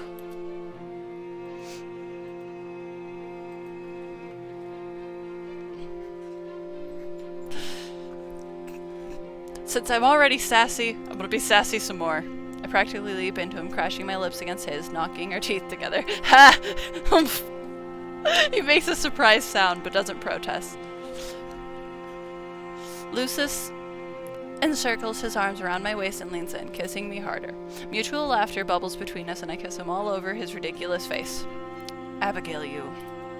He scoffs out another laugh, looking as bashful as a schoolboy. He cradles my face in his hand and plants a final chaste kiss on my forehead. I am the luckiest man in all the lands. I love you, Abigail. All along I have loved you. And then he kisses me again, pulling me closer under the midnight sky. The world feels so suddenly weightless. I recede to come up for air, but Lucius pulls me back in, kisses me with the force of a crashing wave, so I breathe him in along with the crisp, earthy scent of the moist soil. The night air normally has a cold bite that sticks to my skin like molasses. When he holds me in his arms, it feels like velvet. Lucius presses his forehead against mine with a breathless chuckle, smiling so hard that I could barely recognize him. In all my long years, I've never met anyone like you. And in my comparatively very short years, I have never imagined I'd fall for a vampire clean freak with the dirtiest sense of humor I've ever known. Clean freak? Oh, fine, you're not wrong. I still love you, you insolent creature. Lucius catches me around the waist and lifts me, spinning me into a triumphant half-arc. Lucius! Don't tell me to contain myself, Abigail. I won't do it for all the riches of the world. Bristling foxtails skim over my ankles, and my feet fall uneven as he sets me down. Before I can regain my balance, Lucius clasps my hand in his own and begins stepping in time to a melody only he can hear. What are we doing? We're dancing as lovers do. I stumble as he guides our bodies into a revolving turn. I don't know how to dance. I've been tapping my feet along with my own melodies at most. He maneuvers me under his arm, then pulls me close enough to kiss my knuckles in a fluid motion. Then it's a good thing you'll have all the time in the world to learn. Cicadas buzz all around us like a steady hum of applause. In the distance, a single ox frog begins the chorus of its song. Another joins in, then another, until the moat itself seems to hum with their reverie. If the very stars feel like they're sweeping around us in a beguiling dance, embracing us in the wind-blown curtains of night. As Lucius dips me back, I realize these aren't stars at all when one of them lands on my nose. Are these lunar flies? There are so many. Lucius, I think these are the bugs that stung me when I first crossed the moat. Oh gods, we need to get inside. We rush into the estate together, holding onto each other and giggling like children. Lucius slows only to pat me down and make sure none of the insects tagged along. Nasty little bastard. The worst stings will itch for days. I forgot how aggressively lunar flies breed in the rainy seasons. My cheeks hurt from grinning as he tends to me, diligently checking my hair and under my arms. Lucius. Yes, my radiance. I nearly burst out in laughter at the pet name he's chosen, but I rein enough control to pass it off as clearing my throat. I give him a quick peck on the cheek, redirecting his attention from checking for bugs to looking into my eyes. His lips tilt up into a smirk as he backs me gently against the wall, pinning me in place by propping an elbow next to my head. Ew, woo. You're keeping me in suspense, Abigail. What is it? Oh, you made it difficult to speak my mind. I enjoy challenging you. Right, okay, look, before we go any further, I think there's a few more things we should discuss. Lucius dips his head down and begins to kiss my neck. Lucius! No, I'd actually agree with you. We should set some expectations. He pulls away only slightly, a meager show of mercy. For example, he traces a line from my neck to my collarbone, sending a needy shiver down my spine. How do you feel about biting, particularly the kind that would turn you into a creature of the night? Oh. Despite Lucius' easy demeanor, I know this isn't a decision I should make lightly. Turning into a vampire would be a tremendous change. Is it worth it in exchange for the promise of forever? Oh, I actually have to make this. Very interesting, would be hot, although I don't want to turn.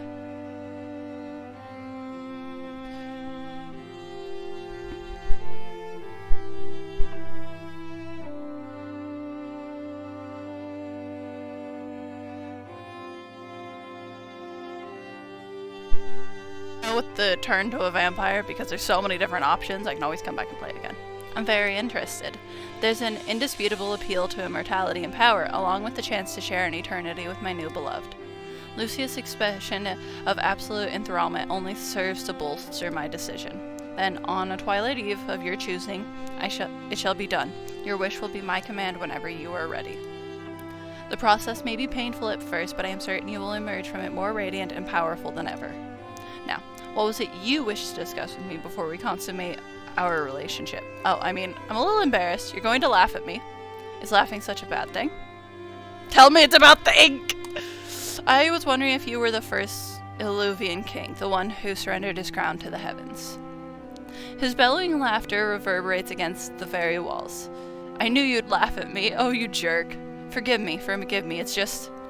Abigail, you may need to relearn your history.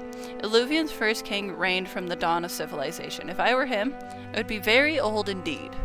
My father's side of the family did claim to be descendants from the man, but birth certificates can so easily be forged these days. I myself am no king. I was the heir for a time, but I never ascended the throne, which means you were a prince. I still am, if it pleases you. Lucius tilts his head, studying me as if a thought had just occurred to him. You know, Abigail, you said once that I had no whimsical books in this estate, but I do have one on the subject of old myths around somewhere. I should see about finding it. Are you familiar with the story of Hesiod's jar? I think so. It's a box instead of a jar in some iterations, isn't it? The story involved someone opening a container despite being warned not to touch it, and in doing so they released all manner of curses upon mankind. Okay, kind of like Pandora's box. You truly do know your stories. He caresses my cheek absent-mindedly. It is a tale that resonated with me for quite some time. I had a personal theory that there were two kinds of people in the world. The kind who prefers to live in a blissful, unobtrusive existence, who would never risk those curses, and the ones curious enough to open the box, even knowing the consequences that would befall them. I'm fairly certain of the answer, but Abigail, what manner of person do you think you are?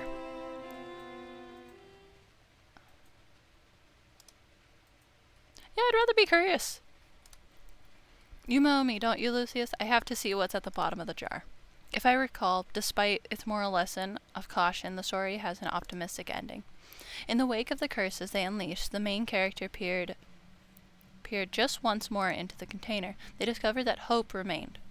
Though the released curses were irreversible, hope would temper their effects.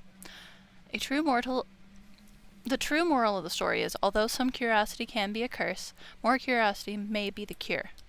So, given the choice, I have to open the jar. I would dig, I would rifle, and I would root. And I would untangle every web I find until I see things as they truly are. You would prefer to be curious rather than content? I think I cannot be content if I were forced to temper my curiosity. I see. I should have expected no less from a woman like you. Your relentless nature is one I've come to admire. This coming from the vampire with an inhuman sense of restraint, I should be flattered. I nudge him, half expecting him to laugh and tease that he may just let his restraint slip tonight, but Lucius looks surprisingly contemplative. Lucius, is something the matter? Did I answer wrong? I reach up to touch his face, feeling his jaw work under my fingers. He turns just enough to sigh warmly into my palm. I don't remember the last time I felt such harrowing happiness. I worry this blissful rapture of ours will be short-lived. Need to worry about such things so soon? He kisses my hand, soft and reverent. I prefer to chart out my worries sooner rather than later, Abigail. There's something else I wish to share with you. Much like I have never told anyone about Gillian, this is a thought I never voiced aloud. I believe you're the only one who will understand, who will help me understand. My eyelashes flutter with wonder. It's no surprise that a centuries-old vampire has accumulated enough troubles to plague his thoughts, though I'm a bit exasperated at his timing. Why bring this up now, when I'm pinned in an intimate position against the wall? I'm eager to be helpful, or... What's on your mind? Not here. I need to find something. Will you have a seat and wait for me? Of course.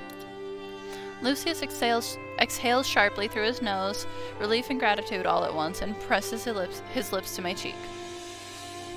I start a modest fire in the hearth as I wait for him, prodding the branches into position with the ever-trusty fire iron. Once I'm done, I set the fire iron against the mantel where it belongs. I don't need it anymore. I recall the collection of weapons Lucius had stowed away in the underground, and I wonder if he can train me to wield one. Though I no longer need to safeguard myself against him, an unwanted guest will surely have me singing a different tune.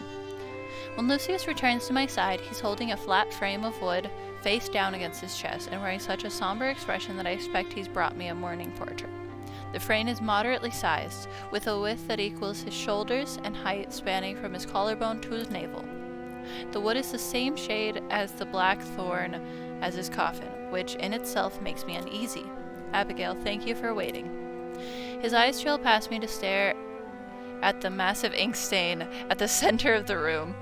In the whirlwind of our unanticipated romance, I had completely forgotten to clean it up. Yes, we brought it up! What did you do to my desk? Forgive me? I was looking for a rag to clean it with, but then I heard you screaming, and well, we both got a little distracted after that, I think. A rag. You were looking for a rag. Abigail, you spilled a tidal wave of ink on my desk and floor. No rag will be enough to clean it up. Yes, I suppose we'd want to use some lye soap to lift the stains. If we don't have any, say, why don't I use the tunnels to procure some supplies from the nearest town? While I'm at it, I can even barter for a new instrument to entertain you with. New books for us to read. Lucius tears his attention away from the desk with visible effort. The desk is not that important. It clearly is important. I'm truly sorry and I want to make it up to you. He gives my shoulder an affectionate squeeze. You're good to me. You know, it never occurred to me that a guest can come and go freely using the tunnels. No one has ever used it to come back. Well then, it's a good thing I'm here to think out loud for you, huh? I coax Lucius to sit on his usual velvet chairs. When he slumps down beside me, firelight dances over the planes of his face. What did you want to share with me? Lucius sighs. He runs his hand over his scalp, breaking eye contact. I haven't been able to stop thinking about the events that led to my exile.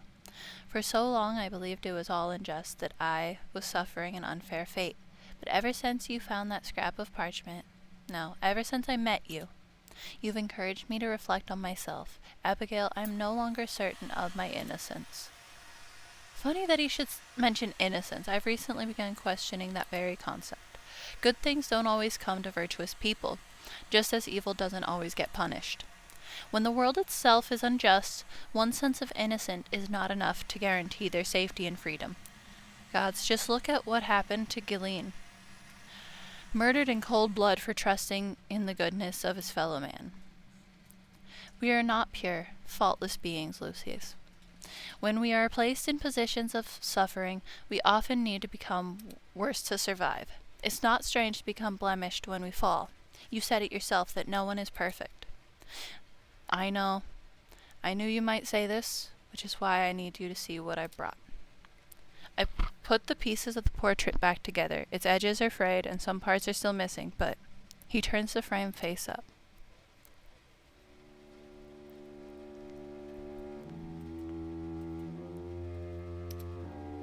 I feel myself turn pale as the eyes of the portrait meet my own. The depicted woman looks as if she's been made from ivory and rose leaves. Her arresting and imperious beauty, her very essence, is masterfully captured in sweeping lines of charcoal and ink. All too well I know those regally arched brows and those taut, slender shoulders. How could I ever forget? Ophelia. Why do you have a portrait of Ophelia? The portrait depicts Queen Hildegard the ruling crown from more than 3 centuries past. She was... Lucius drops his gaze to the floor. She's my mother. Your mother? He told me he was a prince, but... Gods, you were exiled by your own mother? Exiled and cursed at that. Do you need to sit down? I'm already sit down. We both are. Why does your mother look so much like Ophelia? They can't be related by blood, can they? I study the features of the portrait more closely. It is. She never died. Like sisters, they share an eerie resemblance, the same full lips, the same apple curve of cheekbones, the same pert, pointed nose, but slowly I noticed subtle differences. Ophelia loved to smile. Even when she was simpering or sly, she had a lively sense of joy that was contagious to everyone around her. The queen in this portrait had an icy, judging stare, and seems to reverse roles with her viewer as she calculates where to place them. Her head is tilted in a faint angle, and something about her dark eyes look half dead. While I doubt Ophelia is related to Queen Hildegard, I also doubt the resemblance is mere coincidence. In fact, I suspect every single queen over the past 3 centuries bears a resemblance to the woman in this portrait. Isn't it strange, Abigail, that we've had an unspoken line of cruel, corrupt crowns who do little to better the lives of their people, even when they previously expressed an interest in breaking the tradition? Surely they cannot all be so weak-willed they would bend to the demands of their court and status quo. Isn't it strange that they're not allowed to be depicted in portraits or seen in public, that they're not even allowed to stay in touch with anyone they knew prior to their regency? Almost as if the very act of sitting on the throne compels them to behave in a unanimous way. Or perhaps the person on the throne never changes. What are you saying? I admit I'm not sure how to even start explaining my rationale. Start at the beginning, please. His mom might have been doing this the whole time. I'll try it. As you're aware, I've been unable to set foot outside of this estate since the moment of my exile. This means I've never had the chance to encounter your Ophelia, but I can tell you what I know of Queen Hildegard. Abigail, how widespread is the practice of sorcery in the world outside? Sorcery. I had little personal experience with it, but I don't think it's prevalent. There are small acts of wizardry and alchemy in certain kingdoms, and some royal families keep court magicians. That's all I know. Lucius nods. It was even less prevalent when I was a mortal man. Magic was an elusive art form that few were equipped to pursue. Yet my mother, I was told, she began practicing sorcery soon after I was born. She had severe complications when she was heavy with child and nearly did not survive. Fearing close to death changed her. It terrified her more than anything. I always wondered if that was the reason behind the cold demeanor she'd have towards me, that she harbored a grudge because my very existence nearly killed her once. She barely deigned to speak with me and was quick to hand me off to the servants. My father, the king at the time, assured me that she simply needed to warm up to being a mother. I knew he was wrong when she adopted and doted over 2 young girls. As king and queen, my parents were under an extraordinary amount of pressure to produce continual heirs. Since the idea of giving birth upset my mother so deeply, they adopted Mathilda and Artemisia in secret to appease their court. The girls resembled them enough to pass as their real children. You did tell me you had sisters. Yes, I used to call them my mother's little pets, and secretly I envied them. They inherited the throne after Queen Hildegard reigned, didn't they, Abigail? Tell me more about your mother. Her contempt for me was more noticeable with Mathilda and Artemis running amok. She was so protective of them, never allowed them to set foot beyond the palace gates, never allowed them to be seen by outsiders. I became prone to debauchery for a while. Drinking to excess, streaking through the hedges, of course, and sleeping with handmaidens who were far too old for me.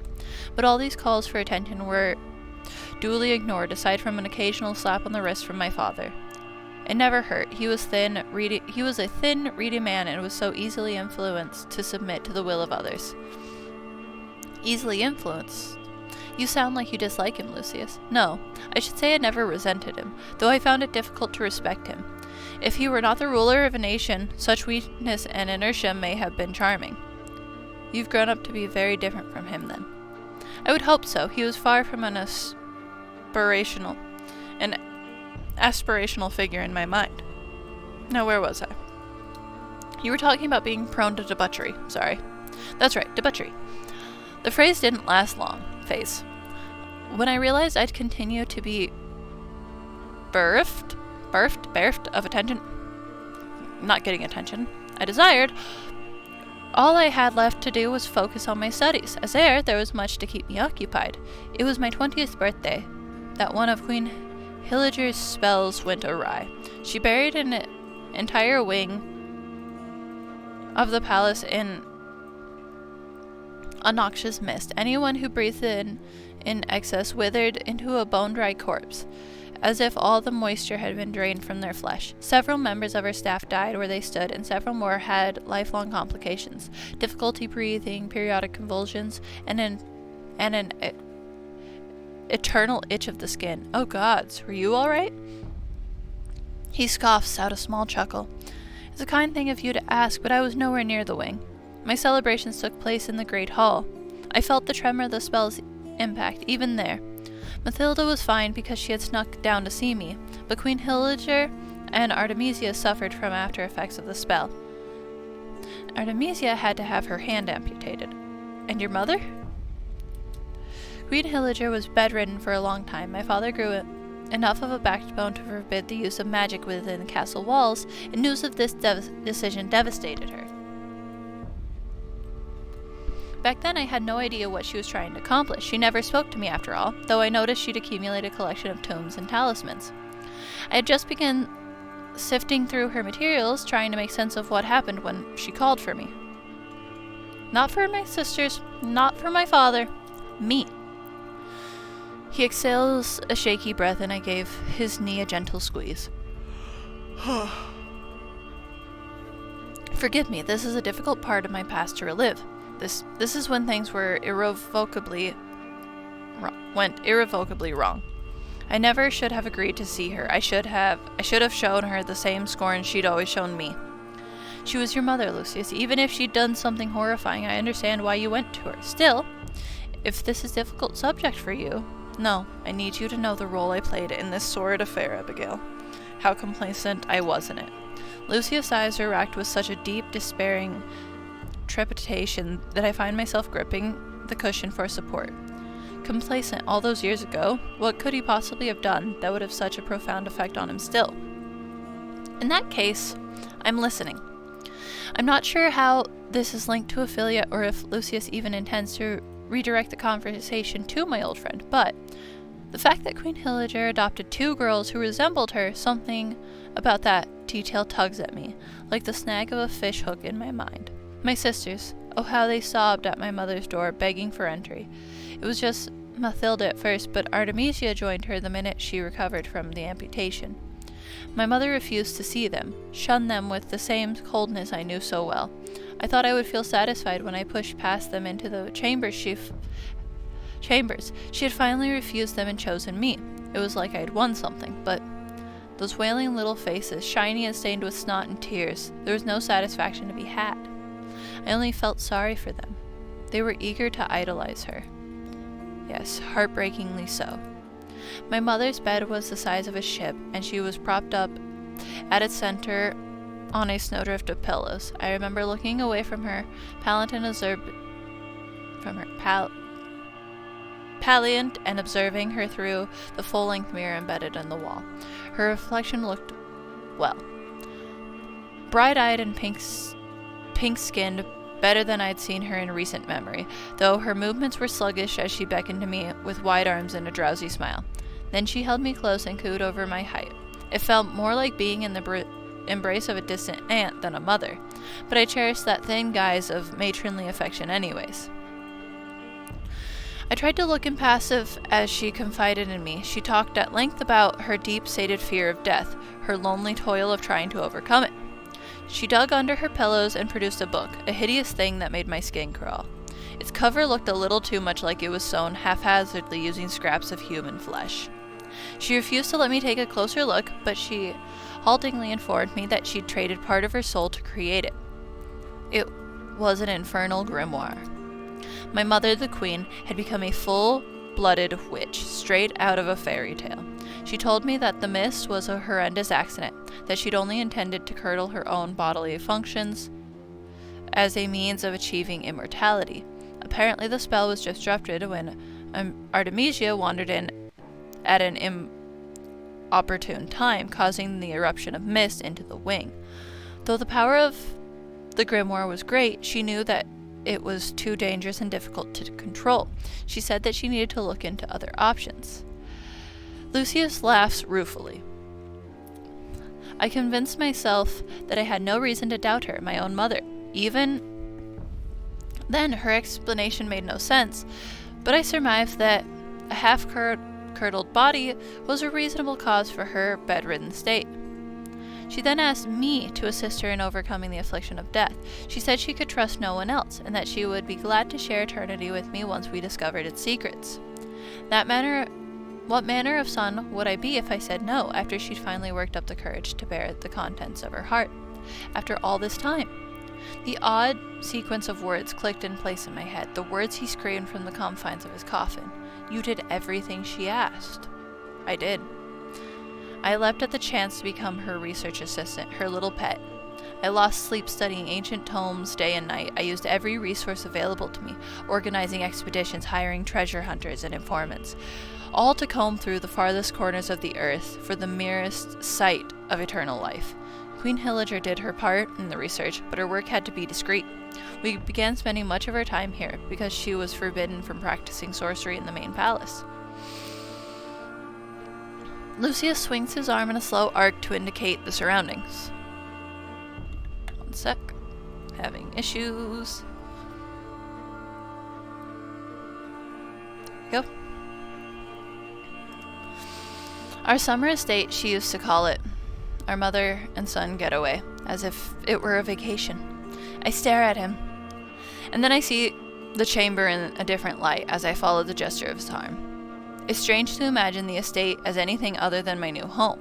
I try to picture Lucius and the woman in the portrait working late into the night, burning candles down to wax puddles.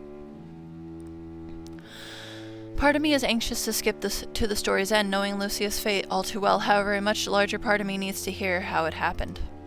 I need to know what led Lucius to becoming a vampire, exiled and alone in his own estate. One day, at last, my efforts bore fruit. A wizened collector of curiosity sold me fragments of an ancient ritual, and she claimed it was one of the oldest forms of immortality. Although the full precise method was lost, we were now graced with some of its steps. It was remarkable timing, too. My resources were depleting fast, and the court asked questions that were becoming difficult to answer. By the point my mother had become more proficient at witchcraft, though she mainly used it to keep her youth from fading, we were able to use her practical knowledge and my investigative findings to reconstruct the ritual. I picked up on some basics of magic, meanwhile, not enough to construct original spells the way she did, but enough to understand how hers worked. It still took years of trial and error. My father and his court continued asking their questions, but it was easier to appease them after I stopped draining the royal coffers. I remember Queen Hilliger being relieved by this. She always insisted she could not be linked to our work. I understood her concern. My father had such an unfavorable stance towards her interest in magic, and I certainly did not wish to see strife in my parents' union. I was fine with lying on her behalf. When we were ready to undergo the ritual, my mother bade me to go first. I was so healthy and young compared to her, a frail, anxious old woman. I wish I could say I hesitated to obey her. Everything she asked. The echo of words were sounding less like buzzing locusts and more like a death knell. I thought it was a success. My old scars healed over in an instant. My vision improved. I dare say I looked a bit easier on the eyes. Yet it wasn't long before we noticed side effects. We had discovered one of the oldest forms of immortality, all right, and it would make themselves known. My teeth and fingers were evidently sharper. I could no longer step into broad daylight or enter homes uninvited, and my reflection was simply gone. I lacked the mindless bloodlust that typically accompanied my condition, but no longer being human was woefully unexpected corollary condition of the ritual. We had recreated the dark gift in its purest form, Abigail, the process that allowed the first vampires to roam in eternal darkness. However, in exchange, I had lost my privilege of walking amongst mortal men. Queen Hilliger was dissatisfied with the results of my transformation. Despite gaining the power and immortality she craved, in her eyes, I was a failed experiment. He leaves a pained, bitter pause. She was cold to me again, and I hated it. I knew I'd disappointed her. I would have given anything to regain her affection. That infernal grimoire. She liked to keep it close, but she couldn't be seen carrying such a ghoulish-looking thing. Once she was forced to leave it unattended, I seized the opportunity to leaf through its pages. I thought I could still be useful. I knew she'd been looking for another ritual, other mentions of immortality. But the horrors I found in that wretched book. Gods, the way she was planning to use all the materials and ingredients I'd gathered. It sent me into a panic. She was going to take it too far. I wanted to dissuade her, to reason with her, but she was incensed when she learned I'd touched the grimoire. She punished me. She gathered my most favored attendants, and she had them all slaughtered. Everyone who knew about my condition, everyone who would speak out on my behalf, they were all put to death. And then she made me take the fall. My mother dumped the bodies in the wine cellar and bound me to that coffin amidst them. As I understand it, she said I'd killed them, went on to call me a monster without a shred of remaining humanity, claiming she saved the kingdom from my reign of terror. I don't know what else she told my father or what she specifically said to the court. When I emerged from the coffin, I was alone in the estate and surrounded by corpses of people I held dear. And I drank from them. There was no saving them, but I felt disgusted with myself, even now. Lucius had turned from me so I could only see the silhouetted glow of firelight on the contour of his cheek. I felt stranded, stuck processing the grievous enormity of his origin.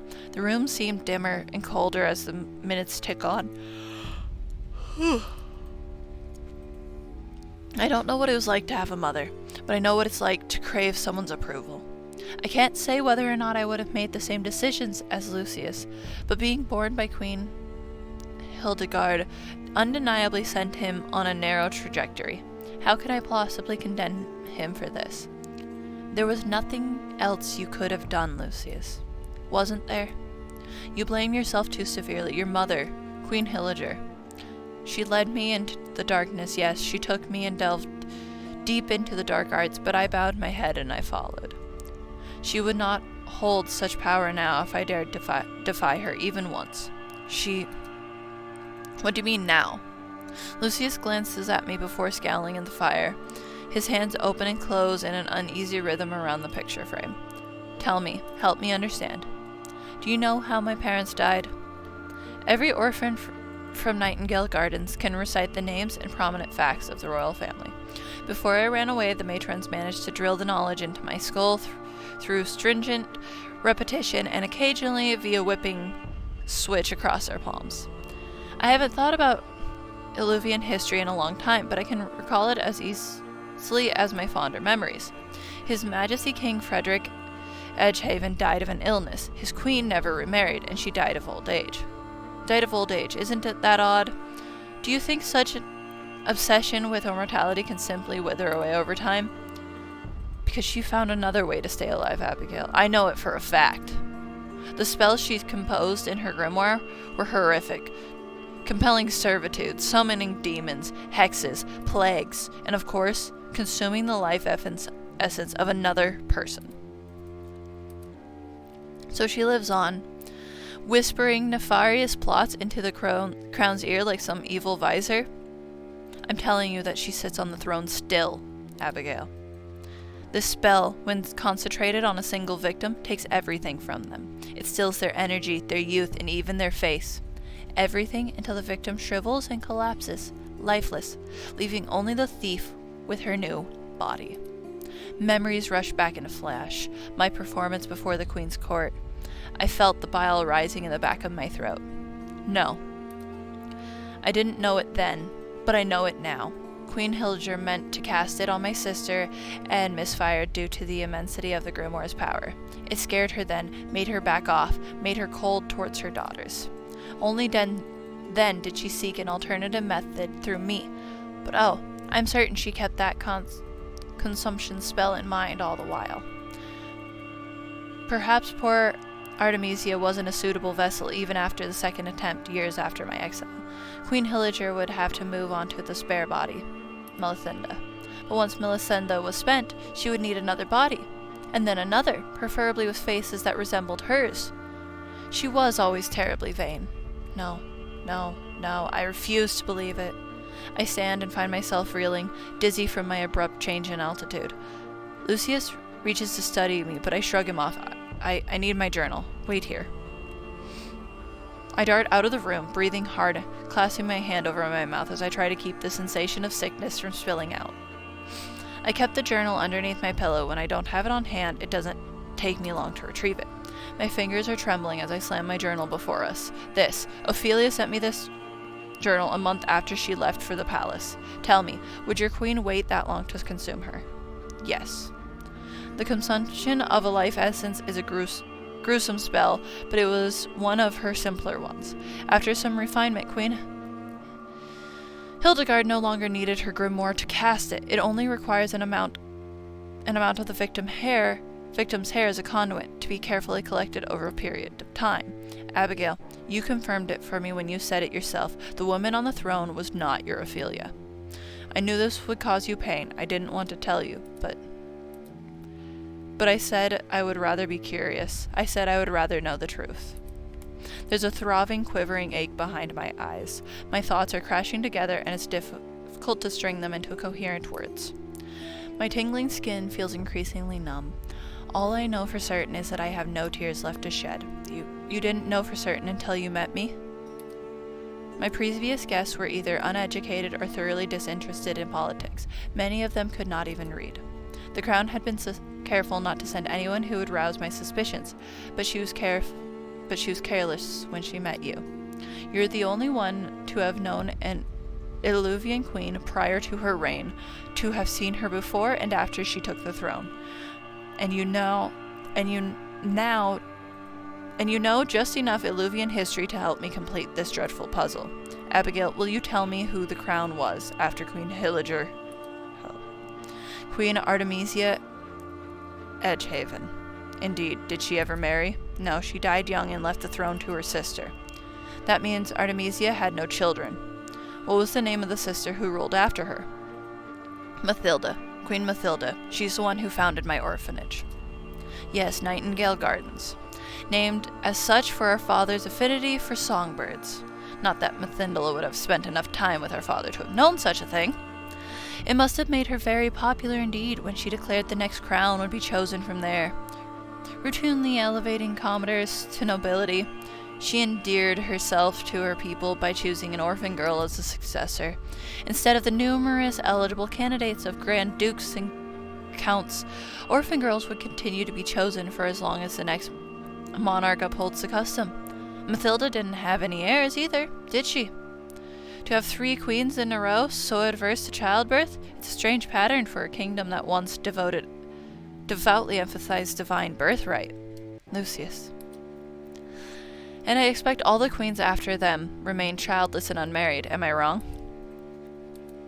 At first I thought I was delusional for even considering the possibility. I had hoped I had too much time to think, to let my fancies get away from me. But when you told me about Ophelia's changed demeanor, I am truly, truly sorry, Abigail. It brings me no joy to reveal the truth, but I knew it'd be wrong to withhold it from you. So you're telling me that this centuries-old witch has been using my orphanage as some sort of body-snatching orchard where she can freely take her pick?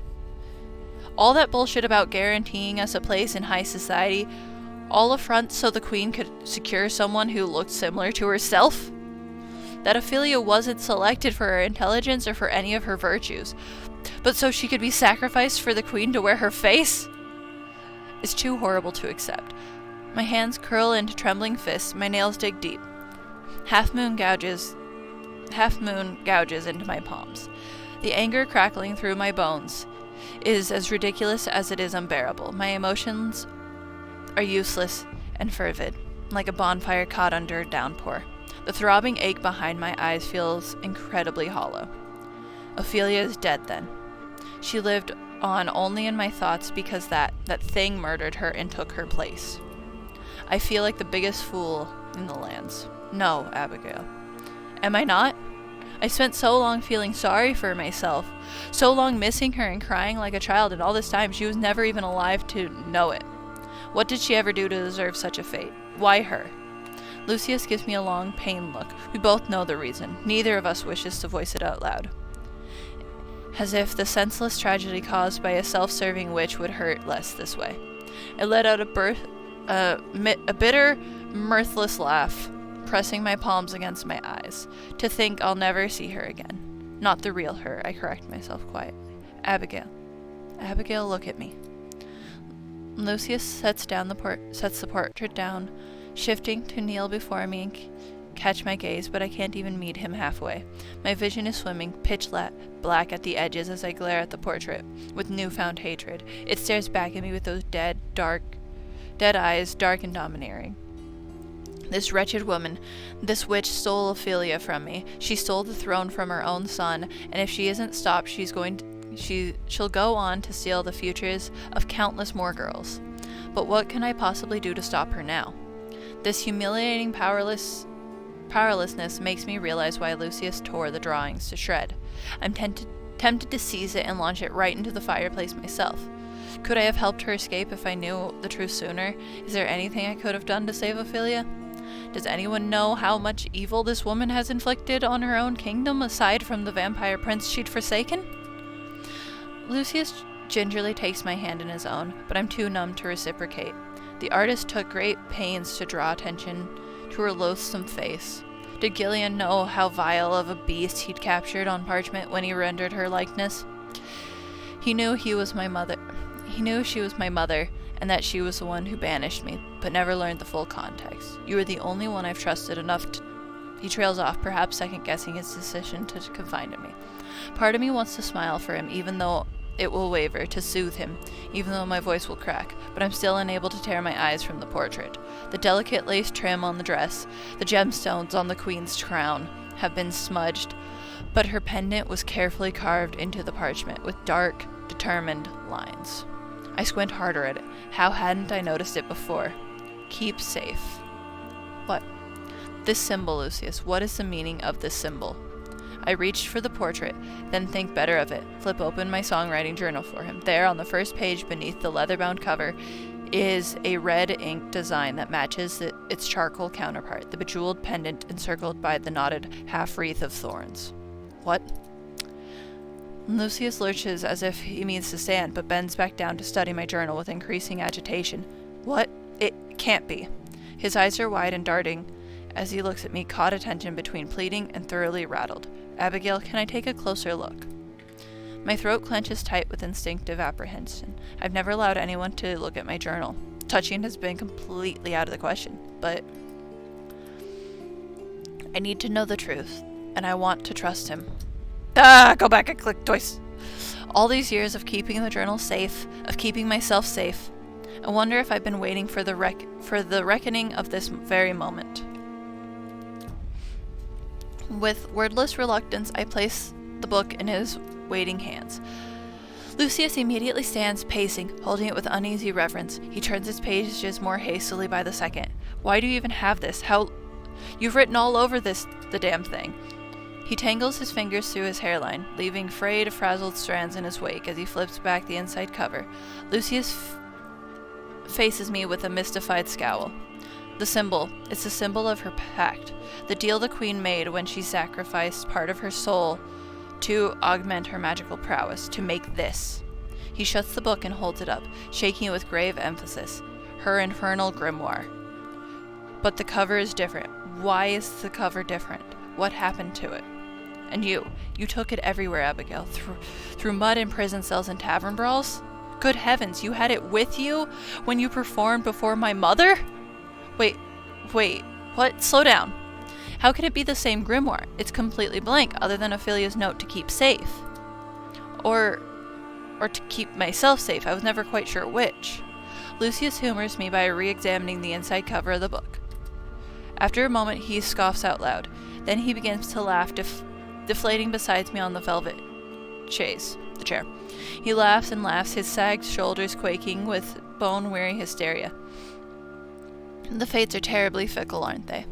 You weren't wrong about her after all, Abigail. Your Ophelia was as sharp as a knife, and it seems she did her part in changing Illuvia's future. She did? Lucius taps the book a few times against his palm, as if he's reluctant to part with it. Still, he doesn't take longer than a heartbeat to hand it to me. This is all you have to remember her by, isn't that right? You should hang on to this book. You've been marvelous at caring for it. Thus far, there's no reason to stop now. There's a small, confused pang in my chest as I accept it from him. I leaf through the pages, marveling at what secrets I must hold. First, she steals food from an orphanage. Then she steals a grimoire from a witch queen. It sounds par for the course, wouldn't you say? Mother must have been furious. I linger on the inside of the cover one more time. Keep safe. As I bore down on those benign little words, Lucius drags his forefinger along the inside seam. You see this? The thread is exposed and loose here. Its color doesn't match the rest of the book. Ophelia must have waited for the queen to leave the grimoire unattended, much like I did. She replaced its cover to hide her possible swapping route for as long as possible. Even if the queen sent her entire army to search for the grimoire, they would not know where to look for. They would not know its new appearance. Be that as it may, why in heaven would Ophelia go through the trouble of stealing it and sending it to me? If she discovered the queen's scheme, why didn't she flee the palace and save herself? You knew her much better than I ever will, Abigail, but let's say she did successfully escape, despite the queen's best effort to hunt her down and detain her. What do you think would have happened afterwards? Your mother is relentless, isn't she? If so, she would have found another girl. Someone else would have suffered in Ophelia's place. Would your Ophelia have allowed that to transpire? Another pang ripples through my chest. A choked noise escapes me as I part my lips to speak. Lucius reaches out once more to hold my hand, grounding me with a sympathetic grip. A faint thought crosses my mind like a whisper, that he of all people knows what it's like to lose someone he loved. I unfurl my fingers just enough to gently squeeze back. Ophelia liked to inconvenience others sometimes, but she never wanted to cause any actual harm. She would have done everything in her power to avoid it. I suspected as much. Beneath her veneer of being a cunning little scoundrel, I believe you said she was kind. Perhaps this prompted her to send the grimoire to the only orphan in Illuvia who both despised Nightingale Gardens and was fiercely protective of her belongings. So protective, in fact, that she refused to trade her loot to a vampire in exchange for her freedom. I think Ophelia trusted that you'd resist those in power, Abigail. My lip quivers. I look away from him in haste. And mercifully, he no longer pleads with me to make eye contact. All these years of carting around this wretched book, carrying out the command of those two hastily scrawled words, it was rarely gratifying, but it always felt so stupidly important. But now Lucius is telling me that maybe, just maybe, it wasn't as stupid as I thought. I don't know if his speculations are true, but his logic has a sense of significance and faith. I have to admit, it's appealing to hear. The reality of what happened aligns with what he believes. There's no reason she didn't destroy it, isn't there? The grimoire, I mean. You don't know? How would I know such a thing? I'm not the witch's research assistant. My tone is snappier than I intended. Forgive me, magic was not uncommon, but I thought precautions against magic were fairly rudimentary. I truly meant no offense. I forgive you. I'm sorry too. I meant to tease you, but it did not land. His lips quirk into a half-hearted grin. Our banter is a short-lived slip into normalcy. He can tell I'm still hurting. Destroying a grimoire releases the power contained within. The queen's soul will be restored, and she will be free to create a second grimoire. When I was mortal, we refrained from destroying books for this very reason. One never knows if an infernal pact is sealed in its pages. Keeping grimoires far away from their wielders is the best way to cut down their power. You know, Abigail, you performed that task splendidly. Ophelia would be so proud of you. I exhale a sharp, shuddering breath that grazes the inside of my chest like a wreath of thorns. This is my cue to break down into impassioned sobbing, I think, mourning every memory and lost moment I failed to treasure when Ophelia was alive. Although I picture myself in the state of breaking beautifully, my tear ducts remain relentlessly, shamefully dry, and my mind is once more abuzz with growing noise. Can we use this, Lucius? The grimoire. Is there anything in here that can restore my friend? Lucius's eyes crinkle with inward anguish, but he does not look away. He meets my wavering gaze with steady resolve. Queen Hildegarde was interest only in prolonging her life, not in cheating death. She never worked on such spells to my knowledge, and I myself only studied it in passing.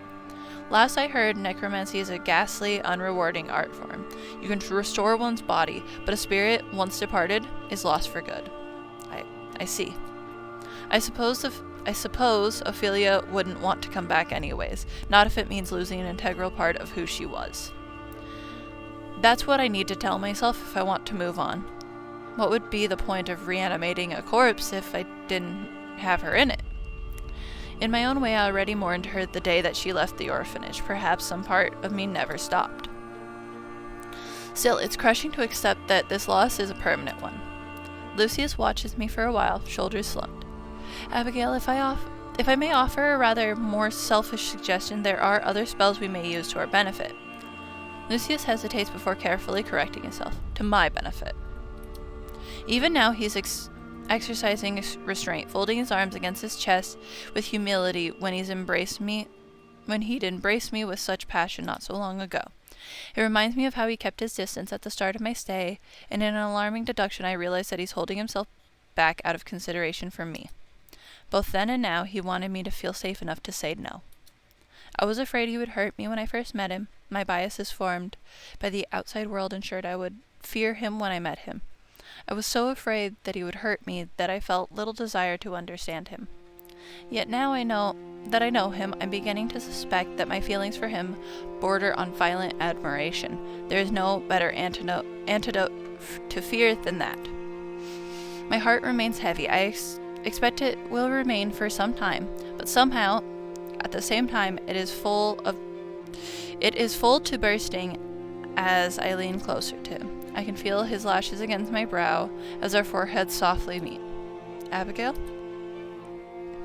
My feelings towards you are unchanged, Lucius. I care for you still. Thank you for sharing everything with me. I can't imagine how hard it must have been to make that decision. Why do you look so surprised? I was never upset with you, you know. You weren't the one who killed all those girls. You didn't kill Ophelia. But He trails off when I wrinkle my nose at him, possibly because he knows how viciously I would argue with him if he tries to list any self-accusatory crimes. You have a unique talent of making me reconsider what I'm about to say. You even render me speechless at moments. Ha! Sounds like I was right. Allow me to settle with you saying this, Abigail. I do not wish to ask anything of you. I love you, but I know you will need time to grieve. I will. I have plenty of time to do so after you tell me how we can use the grimoire to your benefits. Very well. If I remember correctly, the grimoire contains the spell that was used to bind me to the coffin. Is that so? So you can benefit from binding me to keep you company as a cursed coffin companion? My voice is a bit less teasing than I expected, and Lucius doesn't take the hint, looking mortified. No, Abigail, don't be foolish. Absolutely not. I would never wish such a fate on you. I'm saying that I may be able to break the curse if I can study how it works. You can do that? I believe so. I have no talent for devising my own spells, but reversing one is far simpler than casting one. Lucius, that would be incredible. That means no more claustrophobic nightmares, no more pained grimaces. What else? My thoughts race and tangle with possibilities, but they all arrive at a single, resounding conclusion. Lucius, you'd be able to leave the estate, wouldn't you? We could leave together. The tunnels will be daunting to venture, but yes, if this works, I would no longer be bound to the estate. I could accompany you if you would still have me. Of course I would. I paused for a moment, collecting my thoughts, my grip firm on the journal. What about... I gesture at him, uncertain, with a small pained smile. He shakes his head. No. Even my mother couldn't reverse it, and as strange as it may sound, I don't think I would wish to not be a vampire anymore. It's been a part of who I am for so long. If I lost this, I'm afraid I wouldn't know how to be myself anymore. Gently, I put my hand on his to squeeze it. I understand, and I love you the way you are. Sorry for asking. No need to apologize, Abigail. Your curiosity was legitimate, and I know you meant well. Even so, This time, he was the one stopping me from saying nonsense by pressing his lips against mine. Overwhelmed by a lot of conflicting emotions, I closed my eyes to deepen the kiss. Everything is still a little fuzzy in my head. The Queen, Ophelia, the spellbook, but at least I find comfort in being with Lucius. My hand slides through his hair, clutching it between my fingers to keep him from moving away from me. No matter what lies ahead, at least we will be together. Breaking the spell was no small task. I wasn't much help, and Lucius's memory was distant and fragmented, but with time and patience, we managed to decipher all of the spells in the book until we found the right one. Part of me was unwilling to trust anything from that cursed grimoire, but I could sense how eager Lucius was to attempt it. Despite my reservations, I couldn't keep him waiting. Every night, his cries reminded me of what was at stake. Whatever happened could not be worse than what he was already enduring. My fears were baseless. After an exhausting ceremony that required far too much blood for my liking, Lucius was released. His curse lifted, his coffin burst into flames, leaving only a pile of ashes behind as a reminder of his long suffering. Although he knew that nothing kept him in his old prison anymore, it took him several days to attempt walking through the tunnel. The water still distressed him, and only my presence at his side gave him the strength to venture under the moat. Hand in hand, with both of us now free to travel, I took him to the neighboring kingdom. It was my greatest joy to show him the most astonishing wonders I had seen in the vast landscape that he'd been missing for so many years. I wasn't afraid when Lucius punctured my flesh and drank deeply from me. I knew what I wanted, and I wouldn't be denied. I would have eternity by his side, even if it cost me the sun itself. My transformation was a gradual one. My skin slowly turned much paler than his, just as my heartbeat grew fainter and my hunger grew stronger. My fangs were by far the most painful change. Well, most uncomfortable, and I wept as they pushed and strained through my gums. However, after they had fully grown out, I found them quite fetching. Living at night did not trouble me. After all, night was the time when bards shone the brightest. No, the hardest trial of all was dealing with the bloodlust that had taken a hold of me. In spite of my strength of character, it was agony to resist it. Every time I came across a human being, I could hear, no, feel their heart beating, and I could barely keep myself in check. Fortunately, Lucius was by my side through it all, taking care of me, patiently, firmly. He kept me from doing something I would forever regret, and when the bloodlust grew too strong, he accompanied me to a deserted forest, and we lived there for several months, away from any temptation. Every time he held me in his arms, whispering soothing words, I couldn't help my flowing tears, but I wasn't sobbing of my own accord. Every time I could only think of that he had endured it all himself, alone. It was then, during those days away from civilization, that I swore to myself I would never leave him alone anymore. Eternity was much too frightening to face on one's own.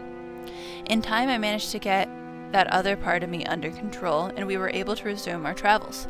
Each journey took us to places more remote and dangerous. We never started fights ourselves, but a few pirates and bandits paid the price of underestimating us. Nothing could stand in our way, except the sun, but I cherished every moment of daytime that I spent at Lucius's side in quiet and dark places. Our bliss was complete, except for the times that news of Queen Hildegard reached us. Every time we heard her name, shivers overtook our body. In those moments, desire for revenge obscured everything else, and we planned and we plotted. With my newfound power, I felt invincible. Between the two of us, we could surely defeat a witch deprived of her magical grimoire. And yet the risk of defeat still existed, and so every time I ended up changing my mind. For one, I was not ready to look at this usurper in Ophelia's body. Most importantly, I knew that this was not what Ophelia would have wanted. She would have wanted me to enjoy every moment of this life that Lucius and I had endured, and she would be heartbroken to see it consumed by rage. I would not let it come to that. No, our life would be consumed by love instead, a powerful love worthy of the most beautiful ballads, a love deep and true, an eternal love. Freedom and vampire. So it did say there was multiple endings to this, and I did get quite a few. I'm not gonna, like, talk through this. Sorry. Be quiet now, I vow to protect you. Nightmares cling around your head, but I will comfort you until you go to bed. The night can be calm for one who is brave, and I know you will be unafraid. See the moon's light, your fears disproved. Fall into sleep and let the dreams soothe.